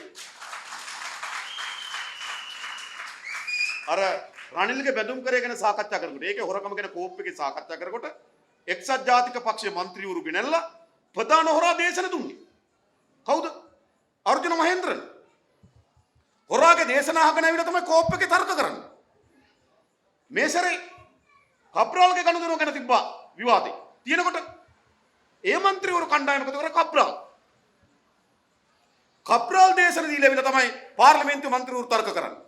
දැන් කවුද මේගොල්ලෝ? මේගොල්ලෝ ජනතාවගේ නියෝජිත නෙවෙයි මංකොල්ලකාරයන්ගේ නියෝජිතයෝ. මංකොල්ලකාරයෝ හා ඔවුන්ගේ නියෝජිතයෝ. දෙකම හොඳ. මේක වෙලාදී. මේක සුද්ධ කරන්න ඕන. එද අපි මහනුවරේ ඉතාමත් හොඳ ලැයිස්තුවක් ශක්ති සම්පන්න ලැයිස්තුවක් ඉදිරිපත් කළා තිබෙනවා. ඒකට නායකත්ව සපයන්නේ අපේ පක්ෂයේ දේශපාලන මණ්ඩල සභික කේ.ඩී. ලාල්කාන්ත සහෝදරයා. ඔයගොල්ලෝ දන්නවා අපේ රටේ වෘත්තීය සමිති ව්‍යාපාරී වැඩ කරන ජනතාවගේ කොතනද ප්‍රශ්නයක් තිබුණේ හැමතැනම මැදිහත් වුණු කෙනා. නේද? ඔය නිකන් මේ ඉන්නව නේද නිකන් ඔය නිකන් මේ අමුතු જાති චණ්ඩි. ඒ වගේ නෙවෙයි ඔරිජිනල් චණ්ඩි. හොඳ ඒකත් මං කියලා. ඔය ඉන්නව නිකන් නාවල පිටිපැත්තේ නිකන් නේද? ඒ කියන්නේ ඒගොල්ලෝ කවුද? ඒගොල්ලෝ බලයේ තියෙනකොට චණ්ඩි. බලය නැති වෙනකොට නොණ්ඩි. දැන් පහුගිය කාලේ මහින්දානන්ද දැකලුවද? නෑ බලේ නේ. නොණ්ඩි. දැන් දකල් නැති චණ්ඩි. අපේ අය එහෙම නෙවෙයි. එහෙමයි අපි වෙන්නේ. ඒ වගේම අපේ ජාපානයේ සඳහා වූ ජාතික ව්‍යාපාර නියෝජනය කරමි. අපේ නජා මොහොමඩ් සහෝදර ඉදිරිපත් වෙනවා. මුස්ලිම් ජන සමාජය ඇතුලේ ඒ ජන සමාජයේ අලුත් දේශපාලන ව්‍යාපාරය සාම්ප්‍රදායික හකීම්ලගේ සාම්ප්‍රදායික විචාරලගේ දේශපාලනය එපා වෙලා තියෙන මුස්ලිම් ජනතාවට. ඒක ඇතුලේ නව දේශපාලන ව්‍යාපාරයක් ගොඩනැගෙමින් තිබෙනවා. ඒකට නජා මොහොමඩ් සහෝදර නායකත්වය දෙනවා. එතනත් කණ්ඩායමක් අපේ මහනුවර ඉදිරිපත් වෙනවා. ඒ වගේම අපේ ගයන් ජානක සහෝදරය පෞගේ කාලේ පුරාවටම මේ පක්ෂ මහනුවර යලි ගොඩනැගීම වෙනුවෙන් විශාල වැඩ කොටසක් කරපු ගයන් ජානක සහෝදරයා මේන ඉස්සුවගේ සමාජික කෙනෙක්. ඒ වගේම අපේ පළාත් ආදායම් දෙපාර්තමේන්තුවේ හිටපු අපේ බණ්ඩාරනායක නිමල් වික්‍රමසිංහ සහෝදරයා එයත් මේක ඉදිරිපත් වෙනවා. නිසා ඉතාම ශක්තිමත් කණ්ඩායම. අපි කියන්නේ එකයි. අපේ ටීම් එකයි ඒගොල්ලන්ගේ ටීම් එකයි එකතු කරලා බලන්න. හොඳ ගුණාංග වලින් බැලුවොත් අපේ ටීම් එක තමයි උඩින්ම ඉන්නේ. ඒගොල්ලන්ගේ ටීම් එක තමයි යටින් ඉන්නේ. අපරාධ වලින් බැලුවොත්, හොරකම් වලින් බැලුවොත්, මහජනක මුදල් නාස්ති කිරීමෙන් බැලුවොත් කප්පහපු ටීම් එකේ මහජනක දේපල සතයක් හොරකම් කරලාද මහජනයා වෙනුවෙන් තමගේ කාලය ශ්‍රමය දැනුම වැය කරන කණ්ඩායමින් අපේ ටීම් එක. ඒ නිසා මම හිතනවා අනිත් කිසි කෙනෙකුට ගමේ ගිහලා තමන්ගේ අපේක්ෂක වෙනුවෙන් ඡන්දයක් ඉල්ලන්න බෑ. ඉල්ලන්න පුළුවන්. මහින්දානන්ද වෙනුවෙන් ඡන්ද ඉල්ලන්න පුළුවන්. අහන්න බෙන්ගලන්ත ගේ ගත්තේ කොහොමද කියලා. අහන්න. තව අහන්න ඒවා පස්සේ වටන් උදේ. අපේ සිද්ධි කියන්න බෑ සමහරේ. අහන්න. කේලේ රමුක්කලගෙන් අහන්න. කකුල කැඩලා බෙහෙත් ගන්න. කකුල කැඩලා බෙහෙත් ගන්න. ජනාධිපති අරමුදලෙන් කීයක් ගත්තද කියලා. නිකන් කැඩිලා නෙවෙයිනේ. දන්නවනේ. ලක්ෂ 100ක් දුන්නා ජනාධිපති අරමුදල. 109 හරියට ගන්න. හරිද? ඒ එහෙම නෙුනේ. ඒගොල්ලෝ ඉන්නේ. නේද? ඒ නිසා ඒගොල්ලන්ට මහජනයා ගාවට ගිහලා ඡන්ද ඉල්ලීම සඳහා සදාචාරාත්මක අයිතියක් නැති කණ්ඩායම්. සෞන්දම කණ්ඩායම අපි ඉදිරිපත් කළා තිබෙනවා. අපි විශ්වාස කරන මේ මහනුවර සුවිශේෂී ජයග්‍රහණයක් ජාතික ජන බලවේගයට අරන් දෙන්න පුළුවන් වේවි කියලා විශ්වාසයක් අපිට තිබෙනවා. මෙතන එක්රැස් වෙලා ඉන්න ඔබ අපේ ලාල් සෝදර කිව් පරිදිම තනියම දෙන්න තුන් දෙනා එකතු කරලා ඥාතින් එකතු කරලා යාළුවෝ එකතු කරලා නම් ලැයිස්තුව ලේඛනගත කරලා පෝලිං බූත් එක බලලා පෝලිං බූත් එකේ නාම ලේඛනේ සටහන් කරලා අවබෝධයෙන් දැනගෙන ඡන්ද හදමු. දන්න ඡන්ද. මෙන්න සහෝදරයා මම බාරගත ඡන්ද 10ක් හැදුවා මෙන්න 10. ආවල් බූත් එකේ. මං 100ක් බාරගත්තා මෙන්න 100. ආවල් බූත් එකේ. බැරිද එහෙම? එම් බැරිද? පුළුවන්. අපි හැම කෙනම තනියම පොදුවේ වැඩ කරන ගම අපි හැම කෙනම තනියම ඡන්ද හදමු. සහතික වශයෙන් මහනුවර ඓතිහාසික ජයග්‍රහණයක් ජාතික ජන බලවේගයට ගන්න පුළුවන්. ඇයි? මේ රට ඇති වී තිබෙන මේ තත්ත්වය තවදුරටත් එක්සත් ජාතික පක්ෂයට මේකට උත්තර නැහැ. එක්සත් ජාතික පක්ෂ කියන්නේ එක්සත් භාවයකුත් නැහැ, ජාතික භාවයකුත් නැහැ, පක්ෂිකුත් නැහැ. අද එක්සත් ජාතික පක්ෂයක් නැහැ. අවුරුදු 19ක් ගහ ගන්න ඕනේ පක්ෂයක්. 2001 ගාමිණී අතකෝරල පටන් ගත්ත රනිල් එලවන්න. 2020 සජිත් උත්තාම try කරන රනිල් එලවන්න. අවුරුදු 19ක් ගහ ගන්න පක්ෂයක්. නේද? ඡන්දේ ඉවරලා මොකද්ද කිව්වේ? ඡන්දේ ඉවරලා මාධ්‍ය සාකච්ඡාවක් කරලා කවුද නලින් බණ්ඩාර කිව්වා ඡන්දයට ආපු සල්ලි රනිල් වික්‍රමසිංහ හොරකම් කරා කියලා. මාධ්‍ය සාකච්ඡාවක් ඇදවුවා.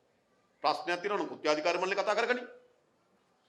ඊට රනිල් වික්‍රමසිංහ අකිල විරාජ් නිවේදනයක් දාලා කිව්වා අපිට සල්ලි ආවේ නැහැ. සල්ලි ආවේ ඕගොල්ලන්ගේ කාර්යාලයට සමහර විට 37 නායක ගාව ඇති කිව්වා. පක්ෂද? රනිල් වික්‍රමසිංහ ගාල්ලට ගිහිල්ලා කිව්වා සමීක්ෂණ වාර්තා 4ක් ඇවිල්ලා තිබ්බා. 4ම පරදින බව දැනගෙන හිටියා. මං නම් කොහොමද ඉතින් පරදින බව දැනගෙන හිටියේ. මරු බඩුවක්. මේ පරදින බව දැනගෙන පාක්ෂිකයන්ට කියනවා දිනනවා වැඩ කරන්න කියලා. සජිත් ප්‍රේමදාස කියනවා මට දිනන්න තිබ්බා පක්ෂෙන්ම තමයි කකුලෙන් ඇද්ද කියනවා. පක්ෂද ඒක? හරිද? දැන් තව දුරටත් පක්ෂයක් නැහැ ඒකේ. මතයක් නැහැ. දෘෂ්ටියක් නැහැ මතක තබා ගන්න. මොකක්ද ඒගොල්ලන්ගේ දේශපාලන දැක්ම? මොකක්ද ඒගොල්ලන් තියෙන මතවාදී? මුකුත් ඇති කණ්ඩායමක්. දේශපාලන පක්ෂයකට ගත්තොත් අවසන් වෙමින් තිබෙන ව්‍යාපාරයක්. ඒ නිසා මේ එළඹෙන නේද? මේ එළඹෙන මහමැතිවරණයේදී ආණ්ඩුව තීරණය වෙලා ඉවරයි. මේ එළඹෙන මහමැතිවරයා තිබෙන ආණ්ඩුව කරන විනාශකාරීත්වයට එරෙහිව ප්‍රබල විපක්ෂයක් නිර්මාණය කරන්න ඕන. අන්නේ ප්‍රබල විපක්ෂ කාර්යභාරයට කරන්න එක්සත් ජාතික පක්ෂයට කොහොමත් බෑ. අපි දන්නවා. දැම්මම යන්න ඉන්නේ. මහින්ද මහත්තයා කිව්වා දැම්ම ඉන්න එපා. මොකද අපේ ලැයිස්තු වල ඉඩ නැහැ. ඇත්තනේ. ඒ නිසා උඹලා ඒ ලැයිස්තු UNP න් ඉල්ලලා മന്ത്രിකම ආරම්භ වරෙන් අත්තනායක කිව්වා. ඒක මම කිව්වේ. අර එහෙමයි කියන්නේ නේද? ඒ කියන්නේ දැන් එන්න එපා. අපේ ලැයිස්තු වල ඉඩ නැහැ. ඒ නිසා ඔයගොල්ලෝ එක්සත් ජාතික පක්ෂෙම ඉල්ලලා മന്ത്രിකම අරගෙන මේ පැත්තට එන්න තිස්ස කියලා. මෙහෙම තමයි යන්නේ. ඔය ගොඩක් අය ඉන්න පනින්න බලාගෙන. හරිද? ඒ ගොඩක් අයගේ තියෙන ෆයිල්. හැරිසන් නැගිට්ටොත් කියන VLV මණ්ඩලය ටස් ගාලා වාඩි වෙනවා. රවි කරුණානායක නැගිට්ටොත් කියනවා මොනාක්වල ගෙදර ටක් ගාලා වාඩි වෙනවා. කිරියල නැගිට්ටොත් කියනවා අධිවේගී ගානවා වාඩි වෙනවා. හරිද? කොහොමද ඒගොල්ලන්ට විපක්ෂ කරන්න පුළුවන්? පුළුවන් ද විපක්ෂ කරන්න? සජිත් ප්‍රේමදාස නැගිට්ටොත් නිවාස අධිකාරී ගෙවල් හදුවට වඩා පෝස්ටර් ගහලා. දැන් වාර්තා එනවනේ කිව්වා. මේ වයිලේට ටස් කරලා වාඩි වෙනවා. සුජීව සේරසිංහ නැගිට්ටොත් බැඳුම් කර පොතකෝ කියනවා. නේද සමහර අය ඉල්ල කියනවා එයාට ලයිබ්‍රරි එකට පොත අරන් එන්නකෝ කියනකොට වාඩි වෙනවා. හරි මේ මොකද්ද කරන්නේ? ඒගොල්ලන්ට විපක්ෂයක් කරන්න බෑ. ෆයිල් තියෙන අය. හරිද? ඒ ෆයිල් අතේ තියාගෙන ඉන්නේ නටවන කණ්ඩායම්. ඒගොල්ලන්ට මේ විපක්ෂයට පණ පොවන්න බෑ. පණින් නැති, විකිනෙන්නේ නැති, බය කරන්න බැරි රාජපක්ෂලාගේ විනාශකාරී ගමනට එරෙහිව සටන් වදින්න පුළුවන් විපක්ෂයක් නිර්මාණය කරනවා නම් ඒ ජාතික ජනබලය. ඒ නිසා රටට අවශ්‍යලා තියෙන ප්‍රබල විපක්ෂයක්. විපක්ෂ නිර්මාණය කරන්න ඕන. අන්නේ නිර්මාණය කිරීමේ වගකීමක් තියෙන ජාතික ජනබලවේගයට ඒ සඳහා මහනුවර දිස්ත්‍රික්කයේ ලොකු කණ්ඩායමක් අපිට එවන්න ඕන පාර්ලිමේන්තුවට. ඒ නිසා ඉතා හොඳ අවස්ථාවක් ලැබිලා තිබෙන්නේ. අපි හැමදෙනාම ගම් ගාන යමු, ගෙවල් ගාම යනු, මිත්‍රයන් හම්බ වෙමු, හිතවතුන් හම්බ වෙමු. අපි ඔක්කොම එකතු වෙලා මේ රට වෙනස් කරන්න පුළුවන් ප්‍රබලතම ජනතා ව්‍යාපාරයක් හදලා තිබෙනවා. ඒකට ප්‍රබලතම മന്ത്രിවරු කණ්ඩායමක් මේ පාර්ලිමේන්තු මැතිවරණ තෝරාපත් කරලා ලැබන්න කියලා ඉල්ලා සිටිමින් මම නතර වෙනවා. බොහොම ස්තුතියි හැමදෙනාටම ජය වේවා කියලා ප්‍රාර්ථනා කරනවා.